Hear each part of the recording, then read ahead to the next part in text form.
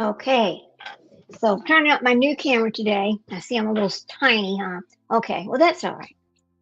At least I'm looking forward to sit up over here to the side, which is what was happening with my other camera. So let's see if we can make this a little larger. I don't know. We'll see. It has something to do with this right here. Oh, that makes us, you just circle then. What about this one? Oh, okay. I guess that's the way it's, okay, there you go. I guess that's a little better. Hmm. I don't know how to make me be the whole thing. Oh, wait a minute. Oh, there we go. Now we're fixed. All right, good. Now, okay, so there we go. All right. What I wanted to talk about today was Jack and Lilly. That case has so many things going on with it. I don't know. I hate my hair today too. It's ugly looking. Anyway, there's a lot going on with it. I know there's a beginning and an end to everything. You know what? I can't stand it. Things make my head hurt. All right, good. There's a beginning and an end to everything, and we know that, right? So we know how this story began, but how's it going to end? That's the question. I don't know. There's so many things being released. There's redacted things. There's this. There's that. There's people showing this. There's people showing that. It's like every one of those cases out there. The kids are still missing. Nobody knows where to find them. Nobody knows where they're at supposedly. And here we are, just the same thing, just looking. Just looking. I don't know. Let me see if I can fix this a little bit. It's a little odd right there. Here, I think it's this thing right here. Oops, I think that fixes that. Okay, let's see if it changes a little bit. Okay, I guess so. I don't know. Anyway, with all the stuff that's going on with these cases, this case, that Sebastian's little case, I'm so glad they did the ground penetrating, and of course it showed nothing. And okay, well, just keep on going. Go look someplace else. Just keep looking. I guess I don't know, but as far as Jack and Lilly goes, I was kind of reading this released information that they had, and did I not bring my? Oh Lord, didn't I bring my glasses up here? Okay, well that sucks kind of. Let's see if we can. Here, we'll use the iPad. Maybe we won't need the glasses. We'll use the iPad to kind of look what we're going to look at. Now one of the things I'm going to show is let me pull this other thing back up first, and it's okay. Get this over here. I forgot to put out a post that I was going to come live and talk about Jack and Lilly this morning. I don't know what happened to me. I just fell apart yesterday. Well, I mean, I do know what happened, but anyway, let's see. Let me get this over here. I'm going to pull this up because it was talking about the redacted stuff, and so yeah, and the RCMP thing. So let me see, which one is this? This one day ago. We're gonna go over this one. Deep sea crime lines, Leslie. Okay, let's look at this one right quick. All right, now let me put this over here. Okay, here. Now let me share my screen and all that stuff. Hope everybody's doing okay today. Yeah. I was saying I did not advertise. I just kind of jumped on because yesterday was just not a good day. Just wasn't. It was the anniversary of the death of my child, so I don't do very well in the month of January. Here we go. Is this the one we want? Is that the one we want? Let's take a look and see if that is the one we want. Let's see. Here we go. Yes, here we go. And this is going to be full credit to. Let me see who this is. I think it is True Crime Leslie. This is True Crime Leslie. So I'm going to pull this back up. Full credit to True Crime Leslie, and here we go. I did not hit that, did I? She did believe it was going somewhere. There we so go. I was happy for her. Anyway. And I told her, well, as long as he makes her happy, 'cause kids are Isn't happy that wild? if There's no mom's picture happy. there? Yeah. Oh, there it is. Malehya told me that she was not happy. She definitely wanted out of the relationship. And we supported her 100%. My son, I don't know if it was the pressures of trying to support a family. I'm not sure what happened, but he started drinking a lot, started doing the drugs, and in the end, he just didn't care. Here we go. Sure. All right. And she got tired of it and left. And what kind of change did you notice in her? She started to get distance. that the last visit she had them here, that was in the summer before Jack's birthday, so that probably would have been around July or August. Mm-hmm. She did make the comment that it bothered Daniel coming to visit us, that he assumed that she was coming so she could run into Cody. And I thought, well, I mean, that's kind of a big red flag right there, actually, because it kind of shows that he was already showing a bunch of jealousy. And, a lot of people, that's kind of okay, there's a lot of jealousy that happens in situations like that when you have children from a previous marriage or a previous situation. And a lot of it's just unwarranted, because it's hard for this new man to realize that if you wanted to be with the other person, that's where you would be. That there's no reason to be jealous, none at all, So here we go. They're only young, so we made it clear that, look, if he's got a problem, bring him too. But I asked her, did he hurt you? She didn't really say he hurt her, but he held her down. He held her down and took her phone on her, and she couldn't talk. She couldn't loudly. That was abusive right there.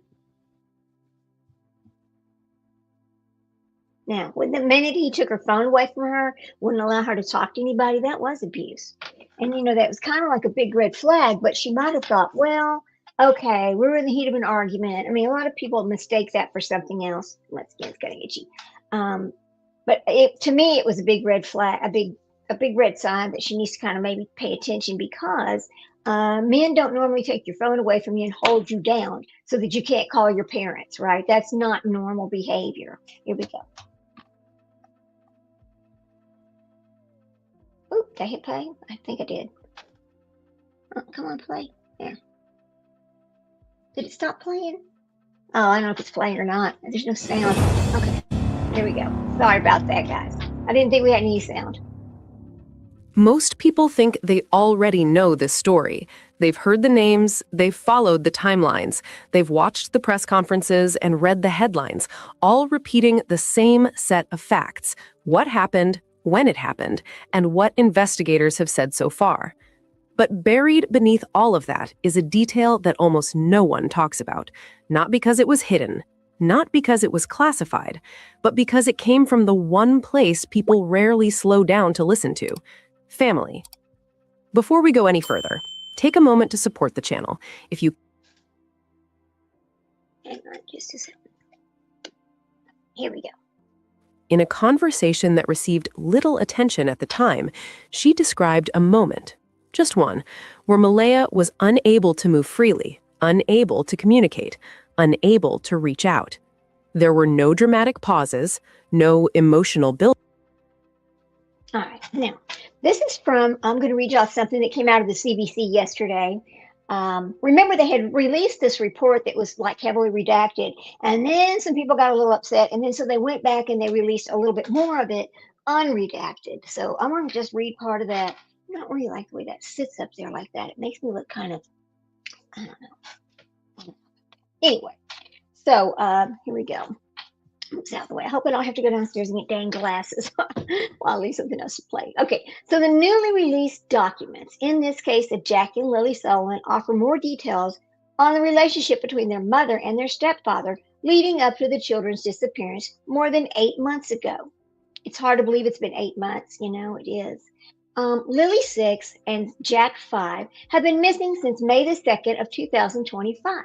When their mother, Malehya Brooks-Murray, called 911 to report they had wandered away from their home in Lansdowne, Nova Scotia, a sparsely populated area of about 140 kilometers northeast of Halifax. Now, she says they wandered away, right? Now, here, I'm going to talk about this, let's talk about the words that she used. She says they wandered away. My question is, if you were asleep, how do you know they wandered away? Did anybody see them wander away? Did the dogs bark? I mean, I just have a lot of questions about this over here. The disappearance sparked an extensive grid search in the thick woods surrounding their rural home that just turned up little evidence apart from a pink blanket and a child-sized boot print. And I don't know how the blanket and the boot print got there, but it is very suspicious that they're there in the first place. The question has always been, did somebody put them there? Or did the children actually walk through there? If there was only one boot print, then there's no way they went through there. There should have been two boot prints, or four boot prints actually, because it was two kids together. Now this pink blanket thing, I almost feel like the pink blanket was a setup. Now we've all had these discussions before about this pink blanket. Oh, my hair. Sorry guys. I feel very uncomfortable today. I'm so sorry. Anyway, like the pink blanket was a setup. That's what I think. I think somebody put it out there in an attempt to say, see, they were out here. Okay. Over the past 8 months, authorities have brought in cadaver dogs and conducted 75 interviews and several polygraph examinations, reviewed 1,066 tips and 8,000 video files. 8,000. That's a lot of video files. And have assigned RCMP units from multiple provinces to investigate this case. At the time of their disappearance, the children are living with Brooks-Murray, their stepfather Daniel, and the couple's baby daughter. The family, included Lily and Jack, were last seen in public the day before the two children were reported missing. Now, there's been some other videos and things put out where it talks about, oh, they found him washing clothes, or they did this, all these different things. Well, did they? Because I don't think so. Right? I think that video was put out or made by AI and put out, and I think every bit of it is fake. I don't believe any of that video. As a part of the case, police sought 12 search warrants between May 16th and July 16th of 2025. More details of those applications for warrants were laid out in the court records that were obtained by CBC News and the Globe and the Mail this week. So that's the things they're talking about that they have released. All right. In those court documents, there are details of an interview conducted by police with Brooks-Murray. She discusses her relationship with Martel, saying she moved in with him on his mother's property in August of 2023. Okay. Brooks-Murray was asked if Martel ever physically abused her. Now, we know that she said this once before. Malehya said he would try to block her, hold her down, and once he pushed her. That's what the document said. She said that he would also take her phone from her when she tried to call her mom, which would sometimes be a physical and hurt. Now, I believe that. I do believe that because I believe that he was very controlling. Okay. But just because you're controlling with your partner or between each other does not mean that he hurt the children. I'm not going to blame somebody when I don't have any proof of anything. But I do know that he has abused Malehya. I will say that based on what we've been told, what we see, right? Meanwhile, Martel told the investigators they had recently been fighting about money, but otherwise their relationship was good. Well, see, I don't believe that either. How's your relationship good if you're over there holding her down, taking her phone away from her, not letting her call her mom, and all these other different things that was going on, all right? That's not a good relationship. And if you're fighting about money, that's not a good relationship. I want to know. Okay, now we know that he has been using drugs all this time, or rug, whatever you want to call it, because he told us that. So was the fight about money because she had no more money to give him to use to get these things? Or was the fight about money because they didn't pay rent? Okay, so I don't want to hear that. Maybe they had car payments, I'm not sure. We don't know that. But I mean, why did they need to fight about money? What was it that they needed? I mean, she was over there getting money from her grandmother, all these different things. I guess his rug problem was so bad, and that's why they needed so much money. I'm not sure, right? Then he said they would yell at each other when they were fighting, but there was no physical violence in their relationship. Daniel, when you're holding her down and not letting her have her phone, that is physical violence. All right, guys? That is considered physical violence all day long. Now, why would you need to hold her down so she couldn't call her mother? Hang on a minute, guys. Let me check something over here. Okay. I want to make sure that the sound is actually working properly, because sometimes when we get on here, the sound doesn't really work right. So hang on, let me see. Make sure I can hear myself talking. Let me do that. Hang on a second. We had a lot of problems with okay, it is working. All right, it is working good. All right, it's working. Yeah, StreamYard has been having a lot of problems lately, and then we have a lot of things where it's throwing, like when you're on YouTube and you're trying to chat or whatever, it's throwing people out of chat. I mean, there's just a lot of different things going on with this particular streaming. But the documents also suggest that Lily and Jack's biological father, Cody Sullivan, had not seen the children in a few years, but was paying child support up until he lost his job 9 months before they disappeared. Okay, so the month before he'd lost child support. Maybe that's why they were fighting. Were they trying to live on that child support somehow? I don't know how much it was, and then we're never going to know that. And it's really none of our business. But the fight about money is very, very suspicious to me, because a lot of people, there's a lot of times in families when they start fighting about money, somebody gets hurt. Okay, it's a huge issue. Actually, couples end up getting divorced and fighting about money more than anything else. It usually starts with money, and that brings all the other things out, because once they start and they're so upset and angry, they just keep going with every single other thing that's happened. Right? That has been my experience, and I have been divorced before. Okay, so then he says, RCMP Staff Sergeant Rob McCammon, confirmed that the nature of the relationship between Brooks-Murray and Martell at the time of the disappearance is part of the investigation. Okay, good. I'm glad they're looking into that. I'm not going to comment on anything being a factor, but I will say that any situation like that would be considered and followed up by our people. This is McCammon saying this in his interview. When asked if any of the children's family members are considered suspects in this case, McCammon said there are no suspects he can identify at this time. Now, that's an important word. There are no suspects he can identify at this time. I believe they do have suspicious thoughts, and I believe they do have suspects, but they're not able to name anyone yet, because they don't have enough information to actually bring charges. That's kind of what I think he means by that when he makes that statement. I wouldn't say anybody's a suspect. Again, we continue to gather information, whatever evidence that they were able to find, and we'll make our decisions based on that. McMahon says the officer in charge of major crimes and behavioral sciences, so he's in charge of this, I guess. The disappearance is still being investigated under the Provincial Missing Persons Act, and has not moved to criminal investigation, according to RCMP. I find that a little bit suspicious. Why are they not calling it criminal yet? We know that they did not find the kids in the woods, so the kids did not wander off into the woods. Okay, so if they are not in the house and they are not in the woods, if they did wander down the street and somebody picked them up, then it becomes criminal. That is my thought. But who am I? I'm not a police officer. It doesn't matter what I think, right? Okay. Wow. The mysterious nature of Jack and Lilly's disappearance and lack of answers in the case has fueled widespread speculation online amid international media tensions.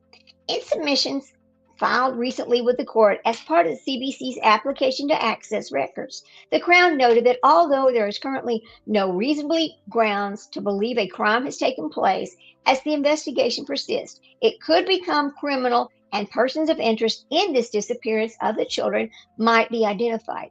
Again, what do you mean it's not criminal? They're not in the woods. There's no proof that they walked out of the house and down the street. If they did walk out of the house and down the street and somebody picked them up, that is criminal. Where else could they go? Right? That's just what I think. Again, not that my thought counts much.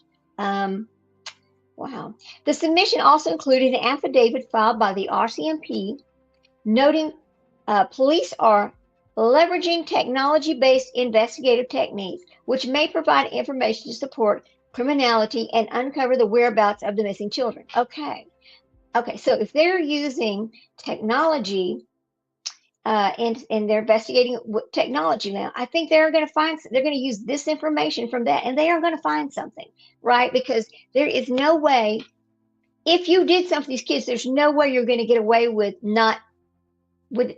to get away with it, actually, because every place you've been, if you've been in a vehicle, you've been tracked, right? Your vehicle tracks everywhere you go.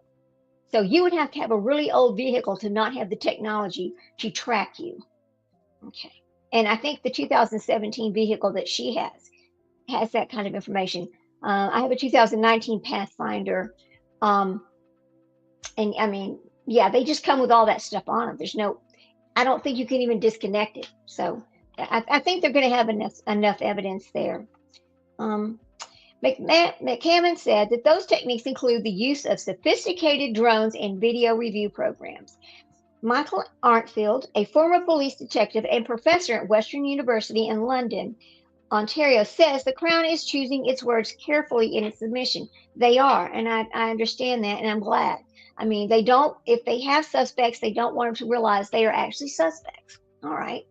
When they state that there are no reasonable grounds for a criminal offense, what they really say to me, and this is what I'm reading from this article, what they say to me is that there is currently not enough evidence to make an arrest for crime, but a crime is not obviously being ruled out, says Arntfield in a recent interview. It is a very important linguistic distinction. Arntfield says that he is surprised the investigation has not turned criminal. In his experience, missing persons cases are generally deemed suspicious if they are not found after about a week. Investigators are still sort of, like pussyfooting around whether or not foul play is involved and whether this should be strictly a criminal investigation, he says.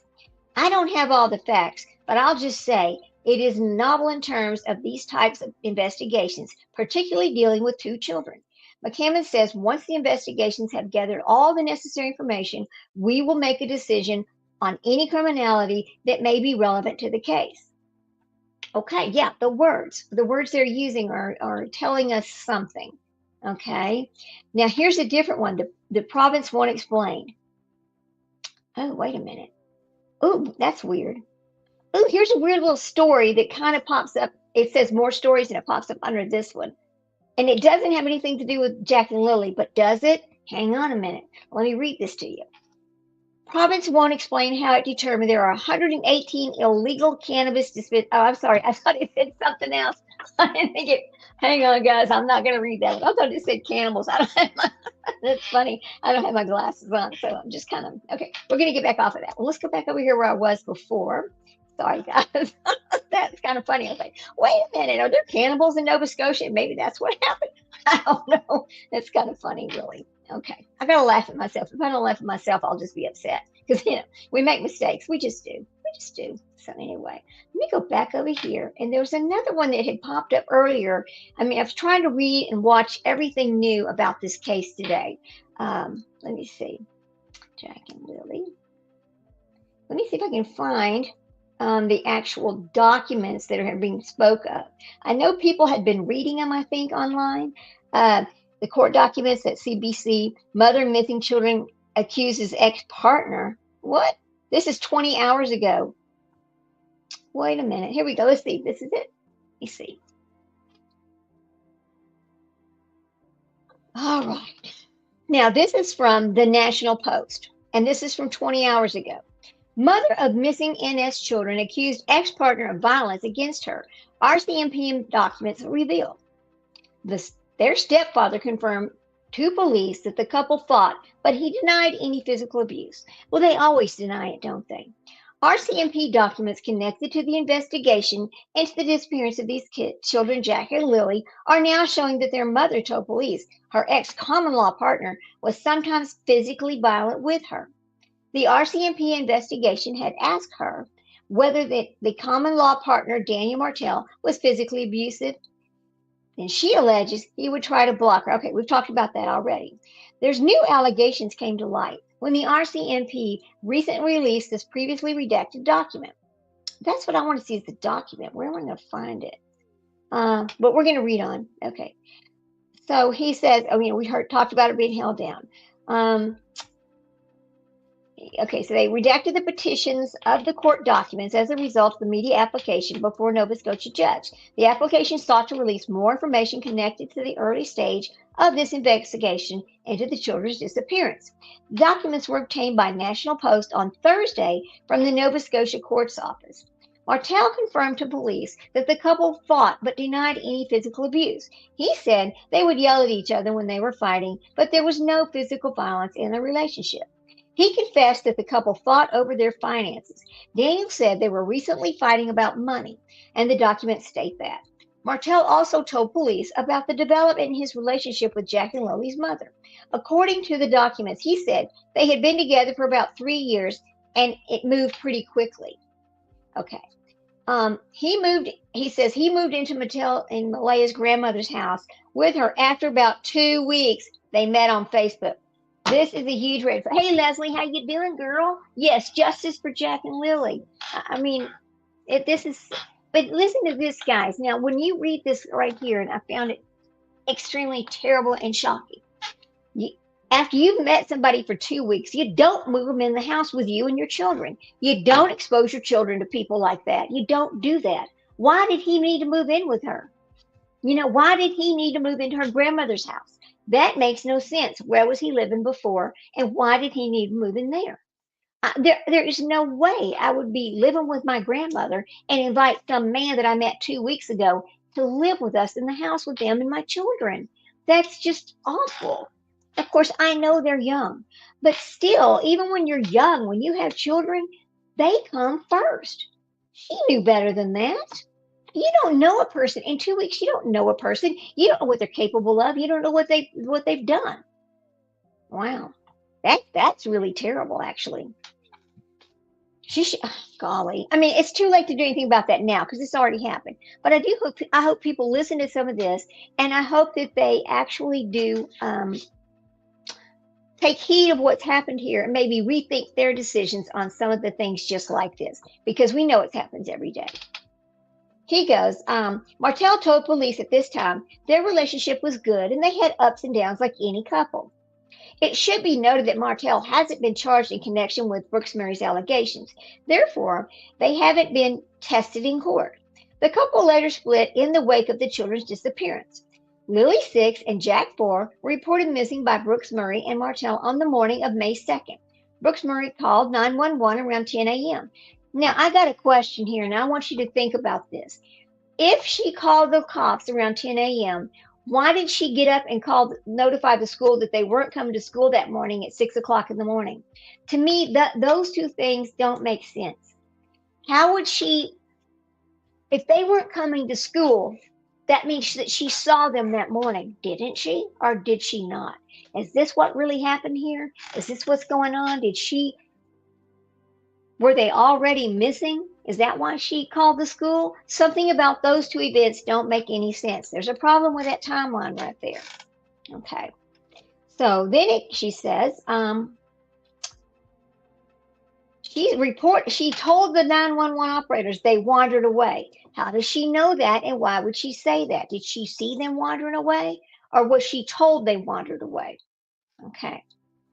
While she and Martell were sleeping with their toddler at their home in the rural community. Who is in bed at 10 o'clock in the morning? What toddler is still asleep at 10 o'clock in the morning? An 18-month-old child? They're usually up and going already. What do you mean sleeping? Why? Oh, that's weird. I'm having some today. I haven't had this long time. Orange soda. A Fanta orange soda. It's pretty good. It's really, really cold. Okay, that's kind of weird right there in itself. The RCMP conducted a massive search, which turned up a few clues. Investigators employed 22 of 23 of the province's ground search and rescue teams, as well as 2 teams from New Brunswick. They spent 12,253 hours searching for children. 12,253 hours. That's a lot. Then in October, the police service brought in the cadaver dogs to search 40 kilometers of territory, but they failed to find any sign of the missing children. The Mounties continue to work on hundreds of tips generated in this case.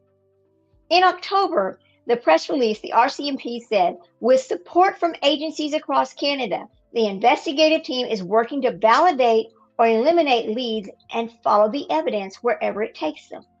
At this stage, as we have said all along, we're considering all possibilities. We'll keep going until we determine with certainty that the circumstances of the children's disappearance and that they are found. Well, it's been 8 months. Okay. Police have been concerned. has been concerned about sharing information about this investigation and could compromise a criminal case. It absolutely could, 100%. And should criminal charges eventually be laid? Our website, okay, let's talk about it. It says our website has placed the latest breaking. Okay, let me see if there's another story about this. Hang on a minute. Now I'm going to go back over here and see if I can find that actual document that I was looking for. Let's see. Mother of missing children, Jack and Lilly Sullivan, new article, police court documents. Let me see if I can find it right here. It might be right here. I hope so. Unless they're not sharing with anybody. I thought they had put them. I thought there was a place that you could get them though. Now this one, oh, this one's even better. Listen, this is a good one right here. Let's read about this one right quick. This seems to have a little bit more information on it. And this is from the source. And it talks about the police documents anyway. Halifax, new release court documents are revealing previously unreported details of this investigation into the disappearance of the 2 young children from their home in rural northeastern Nova Scotia more than 3 months ago. Included in several documents are the initial impressions by police of polygraphs given to the parents of 6-year-old Lily and 4-year-old Jack Sullivan, and confirmation that the investigation found a second piece of a pink blanket that say belonged to Lily in the trash. That's always been so suspicious, hasn't it? The information is contained in the court applications filed by investigators for permission to conduct searches for phone records, banking records, and videos related to the case.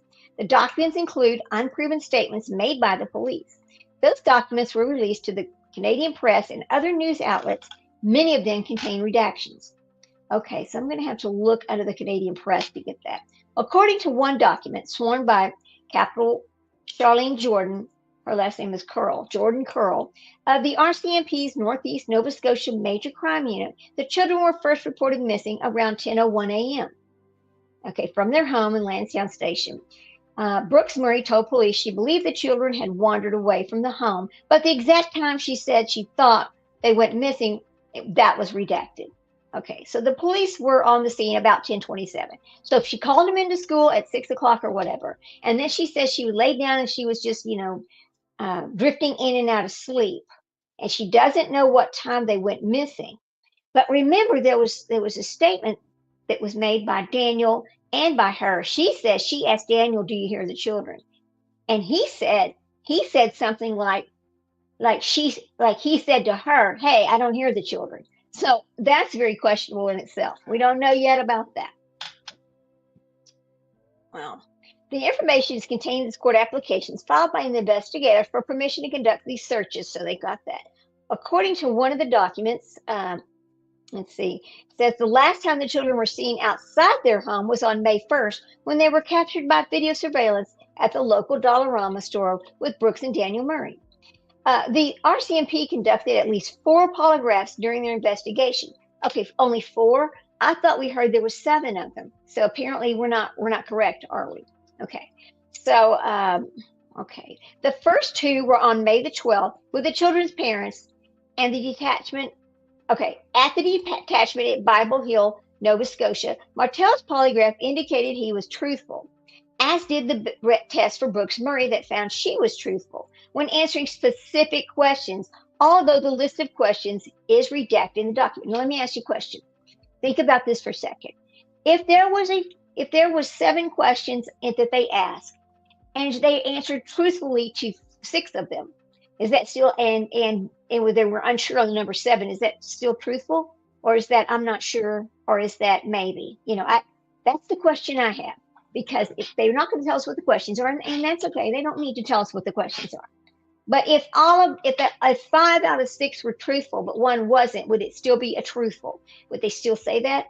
I don't know, So that's just something to think about. An unidentified investigator's comments included at the end of this section of the results of both of those polygraphs say, at this point in the investigation, Jack and Lily's disappearance is not believed to be criminal in nature. I do not have reasonable grounds to believe criminal offenses has occurred because Jack and Lily are still missing. Polygraph examinations were conducted with the intention of ruling out that possibility. Okay. Martel told the Canadian press on May the 28th that he had passed a polygraph test, but the RCMP declined at that time to confirm or deny his claim. Results from the polygraph, which measures fluctuations within a person's sympathetic nervous system as they answer these questions, are not admissible in Canadian courts, but the machines are considered an investigative tool. Meanwhile, we all know, because we've seen it happen here in the United States, that sociopaths can absolutely pass a polygraph test 100%. They're because they don't have any emotion. Because when you're hooked up to this machine, it is, if you have emotion, it shows in your heartbeat, it shows in your movement. I mean, it just shows. And so if you don't feel any emotion, then it's not going to show. So there is a possibility if either one of them were having any type of sociopath or psychopath type mental health, that they could pass. I'm not saying they do. I'm not saying they don't. I'm just saying that is a possibility. Okay. Meanwhile, on June the 10th, the children's step-grandmother, Janie McKenzie, underwent a polygraph examination, but another document notes that her physiology was not suitable for the analysis, and an opinion of the polygraph examination was not rendered. Okay. All right. The children's biological father, Cody Sullivan, underwent a polygraph on June 12th and passed examination with his answers found to be truthful. In July, the Mountie said they were running forensic tests on a pink blanket found during the search of this heavily wooded area near the children's home. Police said at the time the family had confirmed the blanket belonged to Lily, but investigators released few details. All right. The newly released document shed more light on that part of the investigation, saying 3 family members found the blanket in a tree on Lansdowne Station Road on May the 2nd, exactly 1 kilometer from the family home. A photo was shown to the mother and the stepfather, who confirmed it is Lily's blanket. So we know that is true. It is Lily's blanket. Okay. Later, police dispatched a sniffer dog to the area where the blanket was found, but the animal was unable to pick up a scent of Lily or Jack. The documents say on May 4th, another piece of that blanket was seized by police after it was found inside a trash bag at the end of the driveway of the children's home. Police said they have confirmed both pieces were part of the same blanket. Okay, how did that piece get there? And there was no scent of the children. Who put it there? And it was pretty far up in the tree. If what I remember correctly, it was pretty far up in the tree. That tells me somebody put it there, but who and why? Okay, that is the question: who and why? Among the numerous court orders sought by police was one for the Cobacube Pass. Well, hang on a minute. A toll section. Was for the Cubacube. I'm sure I'm saying this wrong. The Cubacube Pass, a tolled section of highway in Nova Scotia.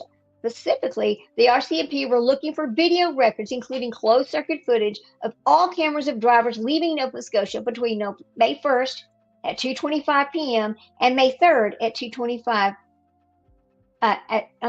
May the 3rd at 2025 at 3 a.m. Okay, so that's like a 24-hour period they were looking, or 48 hours. One of the documents say that on May 3rd, police received a report that Jack and Lilly might be with their biological father. Police received a peer message about this early on May 3rd, but the report notes the caller, who was unnamed, did not have any proof, and she just wanted to make sure every possibility is looked into. According to the request for the Cobacube Pass, which is the toll plaza, Malehya later reported to police that she thought Cody Sullivan, Lily and Jack's biological father, might have picked them up and taken them to New Brunswick. Why would she tell them that?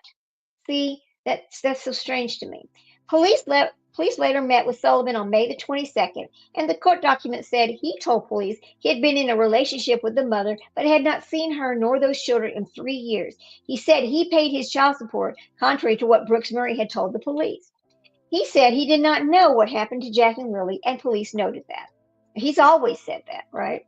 He was home on May the 2nd and has never gone. He said he never goes anywhere. He has not been anywhere other than his house recently and has had no contact with Malehya since the children went missing.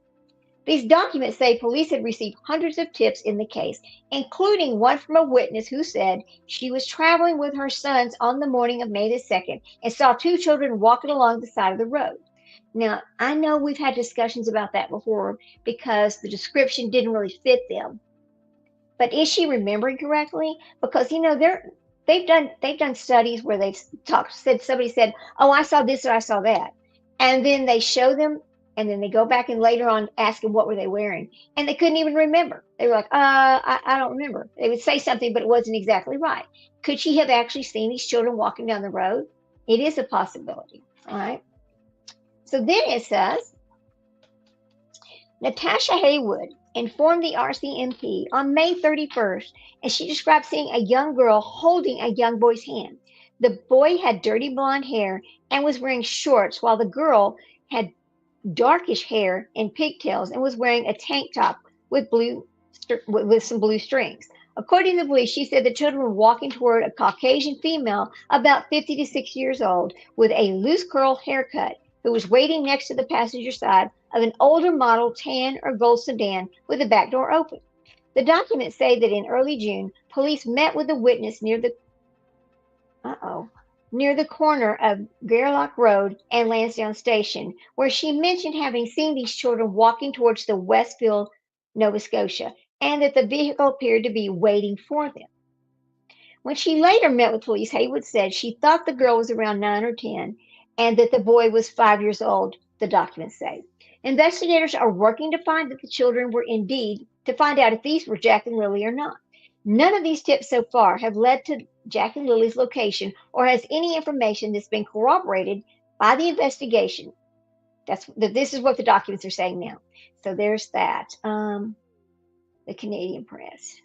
Let me see if I'm going to go to the Canadian Press and see if we can find the actual documents. I mean, I've always kind of wondered if that particular incident was those children, because if they were not on the property and they actually wandered away, as they're saying that they wandered away, is it a possibility that that could have been them? Anything's a possibility, you know. So let me see if I can Canadian Press. Hang on, and see if we can find this document. Let's see, documents in Jack and Lilly. Oh, everybody got weekend plans? What you gonna do this weekend, Leslie? Gonna do anything fun? I hope the weather stays nice like it is today. Let's see. See if I can find them right quick. Oh, wait a minute. Sometimes you can find these things on Reddit and things like that. So let me see if they're on Reddit. Here's something from Reddit. Let's see. Oh, look how tiny that made that. Court documents. Oh, I think I might have found it. Hang on a second.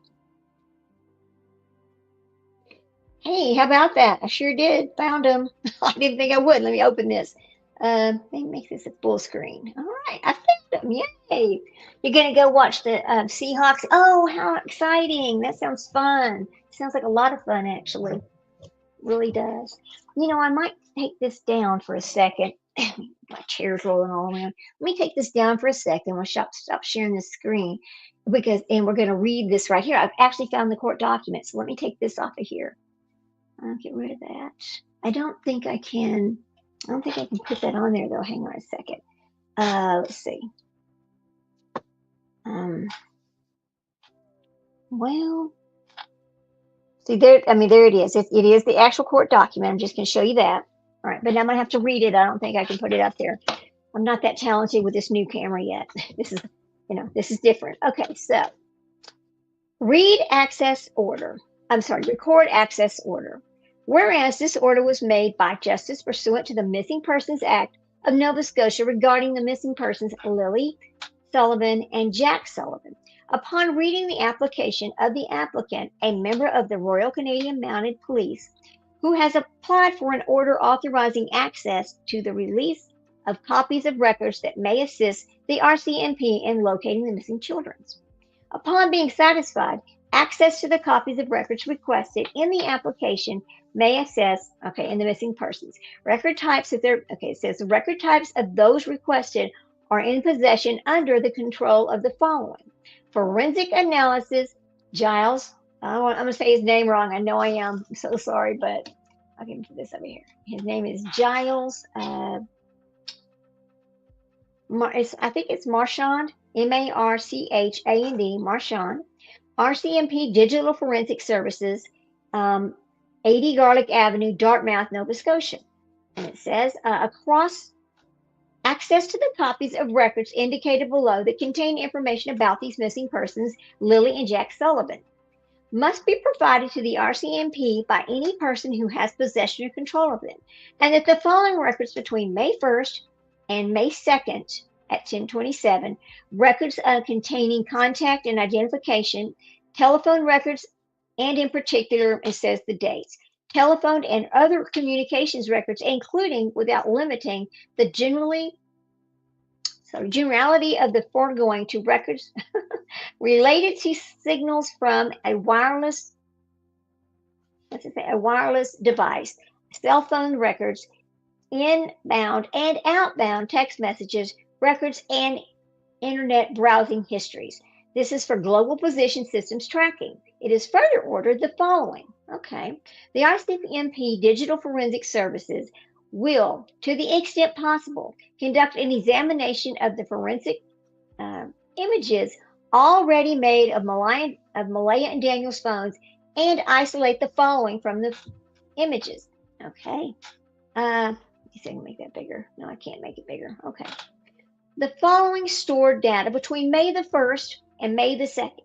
Electronic communications, audio, web browsing, history programs, logs, and application data, telephone and other electronic communication records, including, without limiting, the generality of the foregoing records related to the signals from a wireless device, a cell phone, inbound and outbound. Okay, that's already said.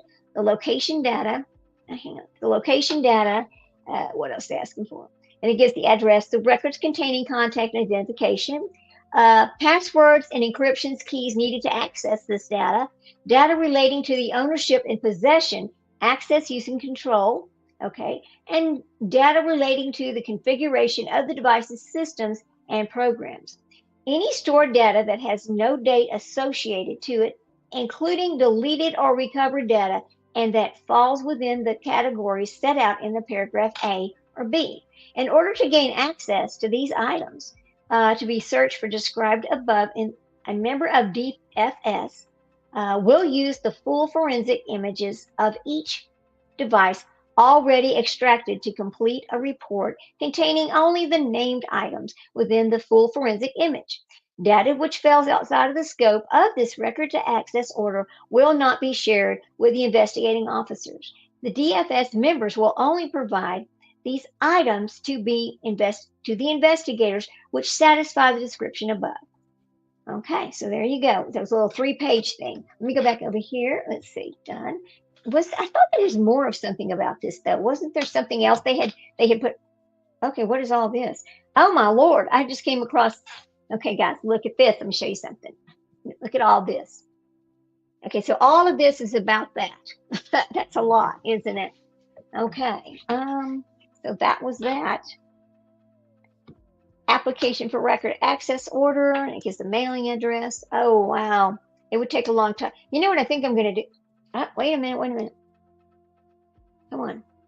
I just saw something where it looks like somebody went back and put it in red what it actually said. The redacted thing. Hang on a second. Let me see if I can blow this up right quick. Screenshot. Let me see what it says. Okay. Here we go. Oh, I'm saying it says delayed disclosure. What? Jacqueline left the house, and it says delayed disclosure and believe they wandered off. Oh, this is the affidavit. Okay. We're going to go ahead and read that affidavit because there's interesting, it's like when you start reading those, the appellate briefs, there's information on there that you've never seen before because you didn't see it in court and it wasn't discussed in court. Anyway, let me get this hair out of the way. This nasty hair. Anyway. Okay, now. And it's that Charlene Jordan Curl is the person that requested all of this. It says the missing person's names, okay, they are minors. That the Royal Canadian Mounted Police require access and copies of the records and records containing contacts. And this is what it says happened. In support of her application, she says the following, and this came from what they were actually told. Okay. The Royal Canadian Mounted Police is conducting an ongoing investigation into the whereabouts of the missing persons Lily and Jack Sullivan, who were reported missing on May the 2nd at 10:01 by their mother, Malehya Brooks-Murray. Malehya reported Lily and Jack left the house blank and believed they wandered away from home. Let me see something here. Here's a question. Here's a question I have. If she knows exactly what time they left the house and that they wandered away from home, how does she know that? Was she awake? Was she asleep? How does she know that? Did she see it happening? Did somebody else see it happening? I want to know how she knows that, because that just doesn't make any sense. It doesn't follow any of the other things that she's already said. All right? It just doesn't. It doesn't. Okay, so then she says, on May the 6th and the 8th, images were taken of Malehya Brooks-Murray's phone and Jack and Lily's stepfather, Daniel Martell's phone. Those records are just currently located in the RCMP Digital Forensic Services, located at 80 Gairloch Avenue in Dartmouth. That's still triggering. I'm still perplexed. She says they left the house at blank and believe they wandered away. She knows what time they left. Okay, see, what is she hiding? Okay, here we go. I don't like the way that sounded. Okay, let me go back on to page 2 where I was. Oops. I lost my, here we go. Then they asked for copies of access of records related to the missing persons. She believes that the records of these types are subject to this application, and the following reasonable grounds to believe that the records of these types are the subject's application may exist and may be in possession or under the control of this person. Introduction and overview. I am a peace officer. She's talking about herself. I have experience investigating. She's talking about herself. I successfully completed the RCMP search warrant drafting courses. So this tells about her qualifications. I have knowledge. Okay. On May the 2nd, Lily Sullivan and Jack Sullivan were reported missing from their home at 1407 Gairloch Road in Lansdowne. Lily was last seen by her mother, Malehya, and stepfather, Daniel, that morning sometime blank when they came into their bedroom, and Jack had not been seen since the night before. But Malehya and Daniel heard him playing in the house that morning during the same time frame. Daniel goes, an extensive search involving ground search and rescue was conducted between May 2nd and May the 7th, but was unsuccessful. Their whereabouts are still unknown, and the investigation is continuing. Malehya provided her phone, okay, and Daniel provided his phone. Go over here to the next page. Says they've already got these images, definitions and abbreviations. We're not going to go through all that. Information in data banks, and it talks about where this is stored and the data that was input and mentioned. So let me go back over here. I'm looking to see if there's anything else important on this page that we want to see. Okay, this is just a list of the officers involved. And then it says, Malehya reported her children, Jack and Lily, may have left the residence and were missing. She said they were both possibly autistic and known to, oh, wait a minute. It's first I've heard of this one, guys. First I've heard of it. I don't like the way this looks. It's so weird, isn't it? I don't know. This camera I'm not sure about this camera. Anyway, listen to this, guys. This is new information to me. I don't know if you've heard this before. Malehya reported her children were missing and from the residence. Malehya, she said they were both possibly autistic and were known to wander. She said their boots were gone. Known to wander. What does that mean? What does that mean?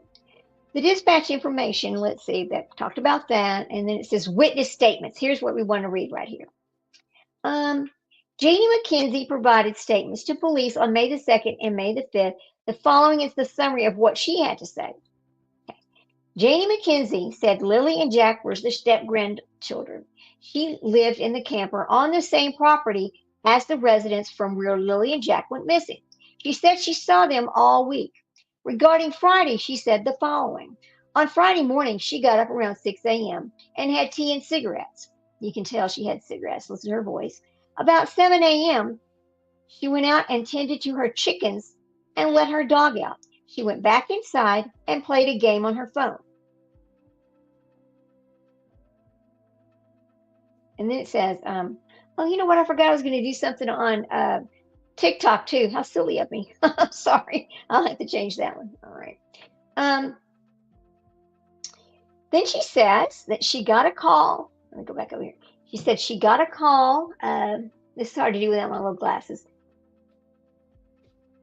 Okay, she's 18. Malehya said that she, let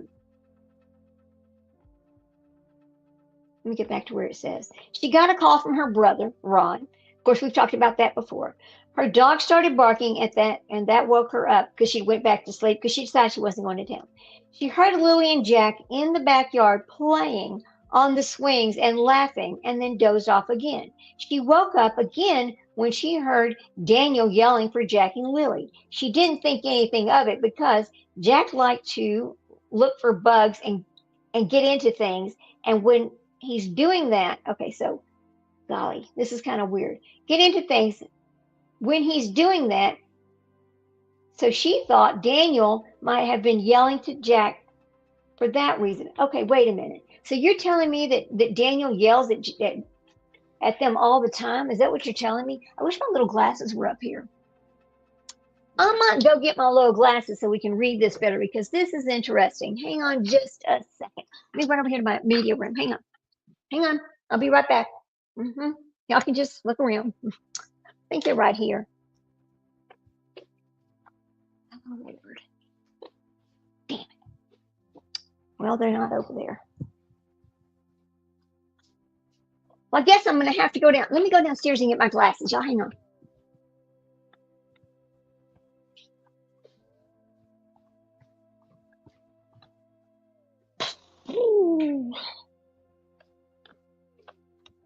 I got to hurry and get my little glasses here.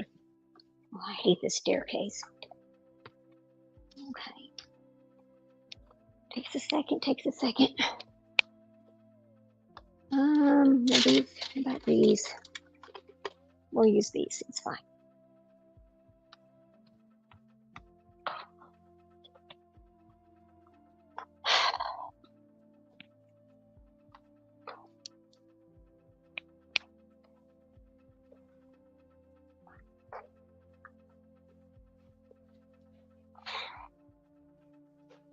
All right, we got some little glasses here. We're ready. Sorry about that.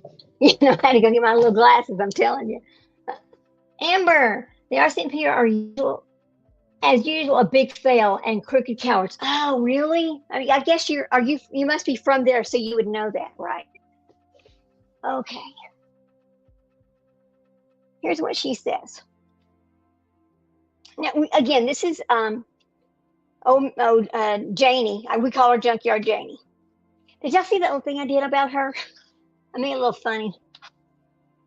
I made a little meme about her. A little short video about Junkyard Janie. I just had to do it too. It was just kind of funny. Anyway, she goes, her dog started barking. Now, if you remember, now let's talk about that. Remember that swing set? There is no way those kids were swinging on that swing set. And I'll tell you the reason why. There was tape underneath there, like there was tape or something holding this. I don't think the kids could have swung on that. I think it would have broke. I don't think that's right. Okay. I just don't think they could have. Leslie goes, they're all lying in my opinion. How could a swing with a pile of, yeah, how could they? They couldn't have. No, there's no way. We've seen those pictures. So why are they believing what they're saying here when there's just no way? There's no way that could have happened. Okay. So then she says, when she came back outside after waking up again, she saw Malehya standing at the rock pile holding Meadow. Malehya said Jack and Lily were missing for about blank, and she had called 911. I wish we knew what that was. Now, sometimes, this sounds terrible, but sometimes I've been able to fix things like this where I could see it. Yeah, duct tape. Yeah, remember the duct tape? Yeah, there's no way that would have broke. You cannot, duct tape is not going to hold a, oh my God. Janie got her coats and boots and walked around looking for them. Daniel was searching for them. Her brother called again around 10:19 after all this had happened. Malehya called her mother, who came to the house. Okay, is that part of that one? Hang on a minute. Quit that. Hang on a minute. Okay, so that was her. Mhm.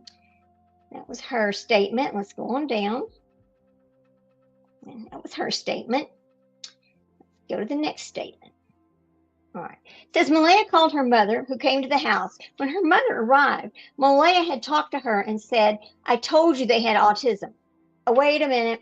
Okay, so this is a statement we have not heard before, okay?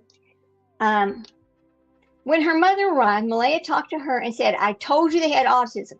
Family members started to show up, and one of her brothers went to get the ATV. And they continued searching. Janie said for the rest of Friday, and she searched for the kids with her family members. Janie provided some background information. Janie was concerned about the timeline because there was no way if the kids could have walked from the yard up to the road when Daniel was in the vehicle without seeing them. What do you mean Daniel was in the vehicle? What do you mean? See, that's something weird right there. It doesn't make any sense. All right. Janie said when the kids were in the yard, she usually watched them most. And then there's just something taken out. And I'm pretty sure it said something to the fact that Malehya never paid attention to them because we'd heard that once before as well. We've heard that before, that only her and Daniel watched those kids. She said the kids were in school on Monday and Tuesday because the bus picked them up right outside their house. Wednesday was an in-service day, and they were at home. But they went to their grandmother's house to do laundry and didn't get home until 10 p.m. Okay, at 10 p.m., did she see those kids get out of the car and get in the house? Were they seen at that time by her? It never says anything about that, but that's one of the questions that I have. Then she says, Thursday, they didn't go to school, but they were in the yard playing. Wait a minute. Okay, so this was Wednesday. No, what day did they? Okay, Wednesday was an in-service day. And Thursday, they went to their grandmother's house, and they did not get home until around 10 p.m. Thursday, they didn't go to school, but they were in the yard playing through the day. There's no way. No way. Because if they were at their grandmother's house doing laundry all day, then how could she be giving them snacks? Okay, that is something is very weird about that statement right there. That's not correct. I know it's not my eyes. I'm reading it directly from here. She said, the kids were in school on Monday and Tuesday because the bus picked them right up outside their house.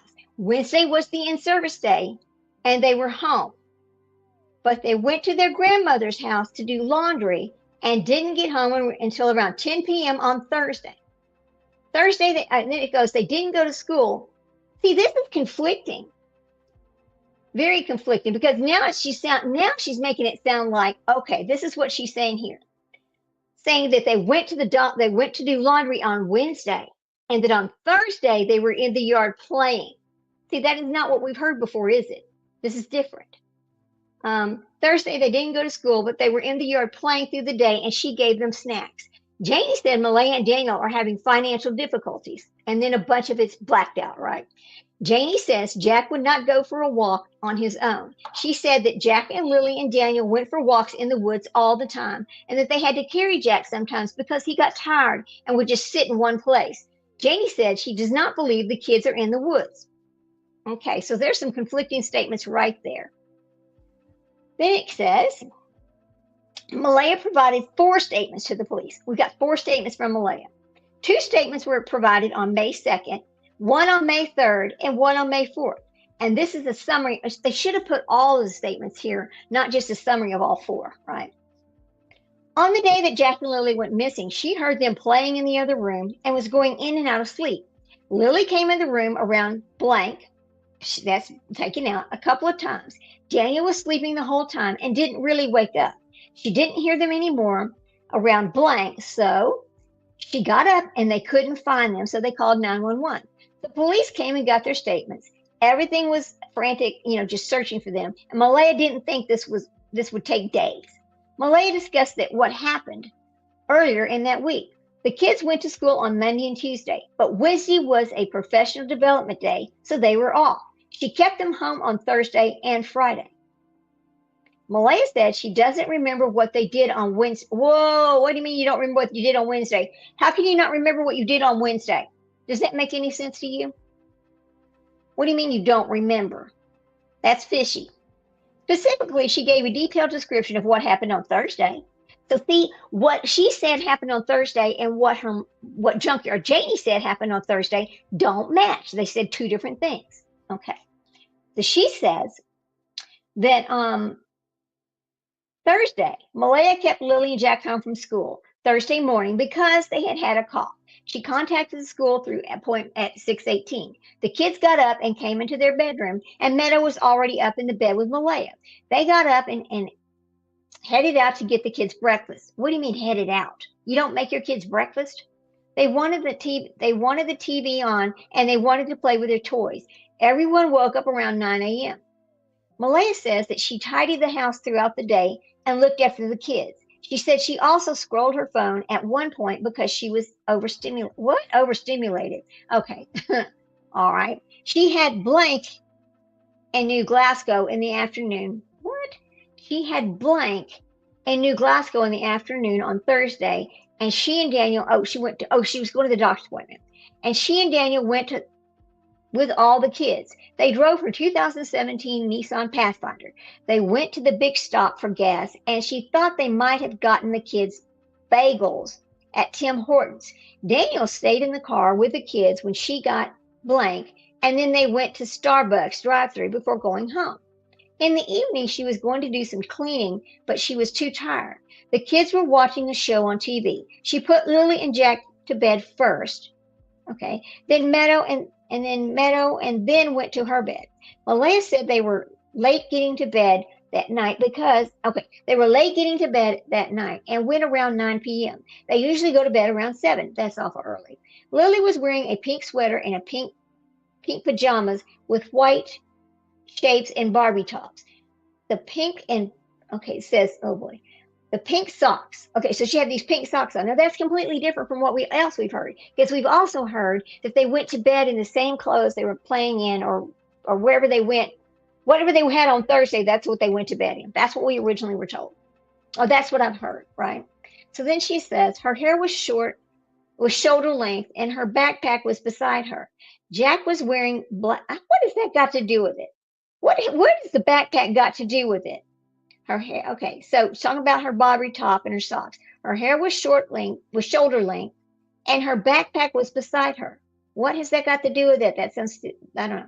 Jack was wearing black sweatpants, a t-shirt, and a diaper, as he was only partially trained. Yeah, that's weird, isn't it? Okay, if you don't like what we're talking about, then get off my channel, okay? I'm sorry. If you don't like it, that's fine. But what I'm trying to read y'all is the differences between what was said and what's actually on this document right here, because it's not matching. So, okay. So if you don't like it, that's okay. You can just leave. I'm sorry, Amber, that you don't like what we're talking about. All right? Sorry. So then she says, some of it's not making any sense at all. Okay, so and then she says they went to New Glasgow on that Thursday, and she and Daniel went to with all. Okay, you don't think what?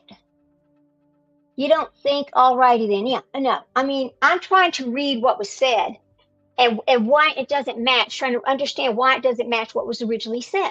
That is the discussion today about this case, because these new documents tell us things that were not out there before. Now, I've not listened to other people talk about them, so I'm just going to read them myself so that I can understand and I can see the differences myself. That is why I'm reading them, okay? And again, if you don't want to hear them, I'm sorry, but some of us do want to hear them, and some of us do want to talk about them. And again, you know what? Here's the thing. I don't have to explain anything. It's actually my channel, you know? And if you don't want to be here, okay, sounds like the RCMP has them. The RCMP they don't have the children. What they have is a bunch of information that doesn't match. What they have is a bunch of discussions and a bunch of different. She gave 4 different descriptions of what happened, and it seems to me like they don't match some of the other things that she said. Okay, so that is what's going on here. So again, you know, I just want to read the documents and just see the differences for myself. So if the RCMP had these children, then we would know the RCMP had them, right? So anyway, let's go back where we were. Okay. Okay. Whoops. If they don't have them, where are they? That's right. Where are they? That's the thing we want to know.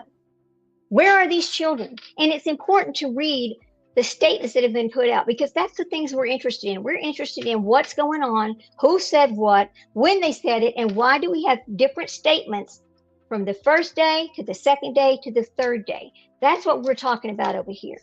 Okay. And yeah, I do want to know, and I do want to read it for myself. Okay. I have to go back where I was now. That's okay. And again, I mean, if you've already heard this and you don't want to hear it, you call it regurgitating, then just go listen to something else. That's all I can say, okay? I'm sorry, I'm not being ugly. I'm just trying to discuss. This is what we're discussing today. This is it. All right.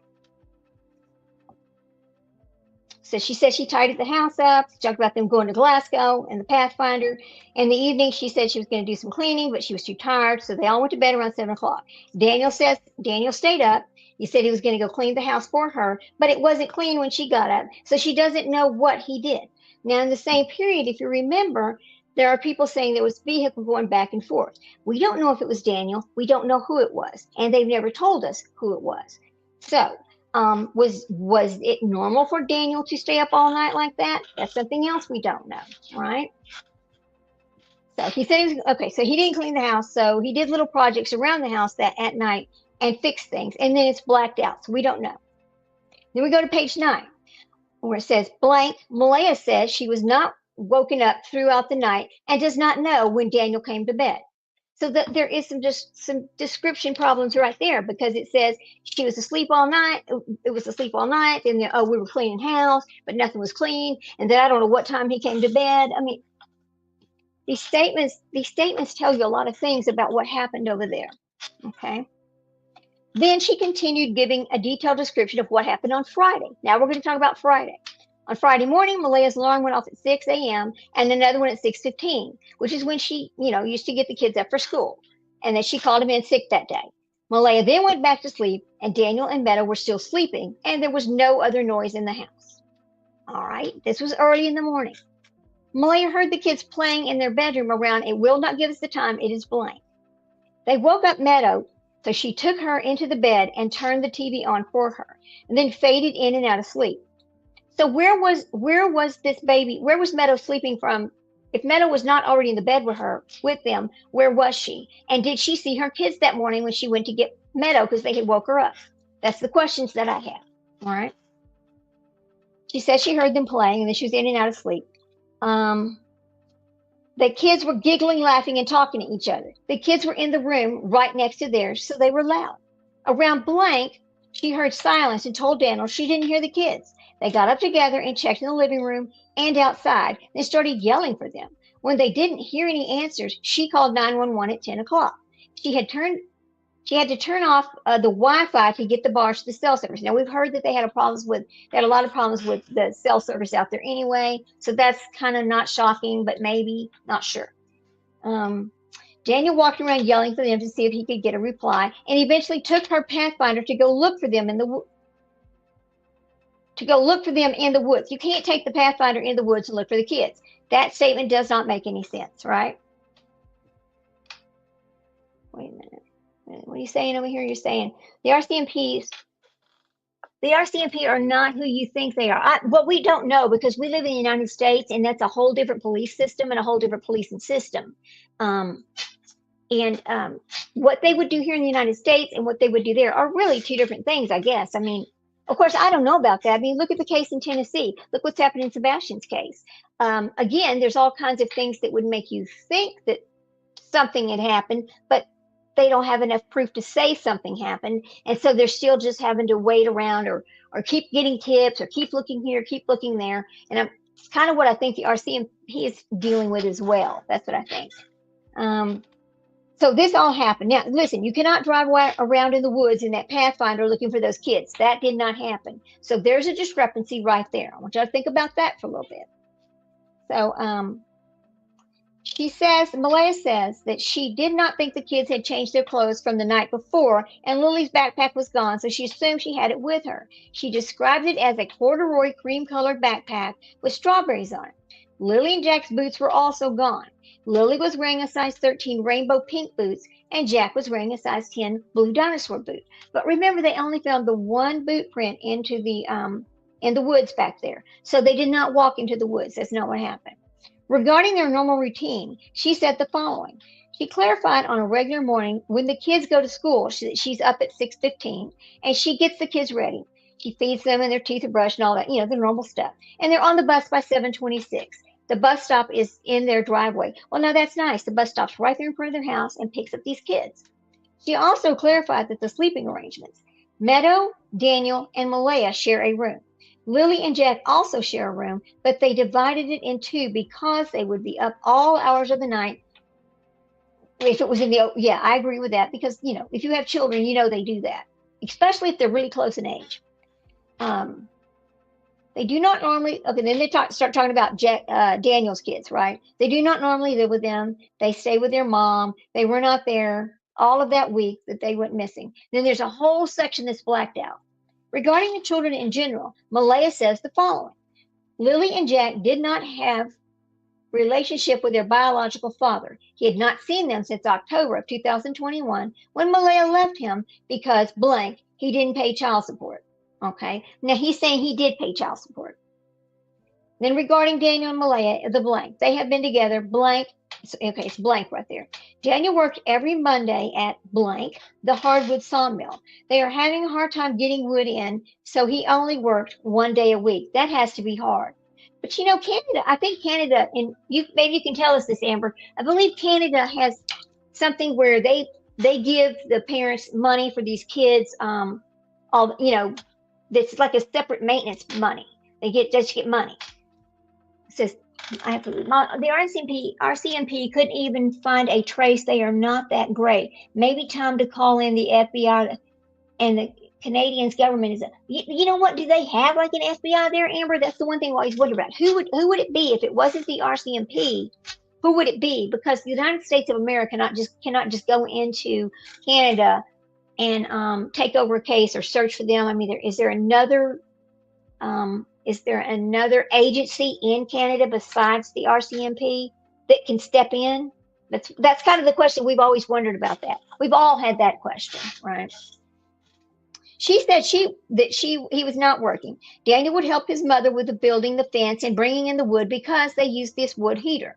She said he's an involved parent and would help her, especially when she was overwhelmed. He was not aggressive with the kids, but had a voice they listened to. There was never any physical discipline. Well, that's good to know.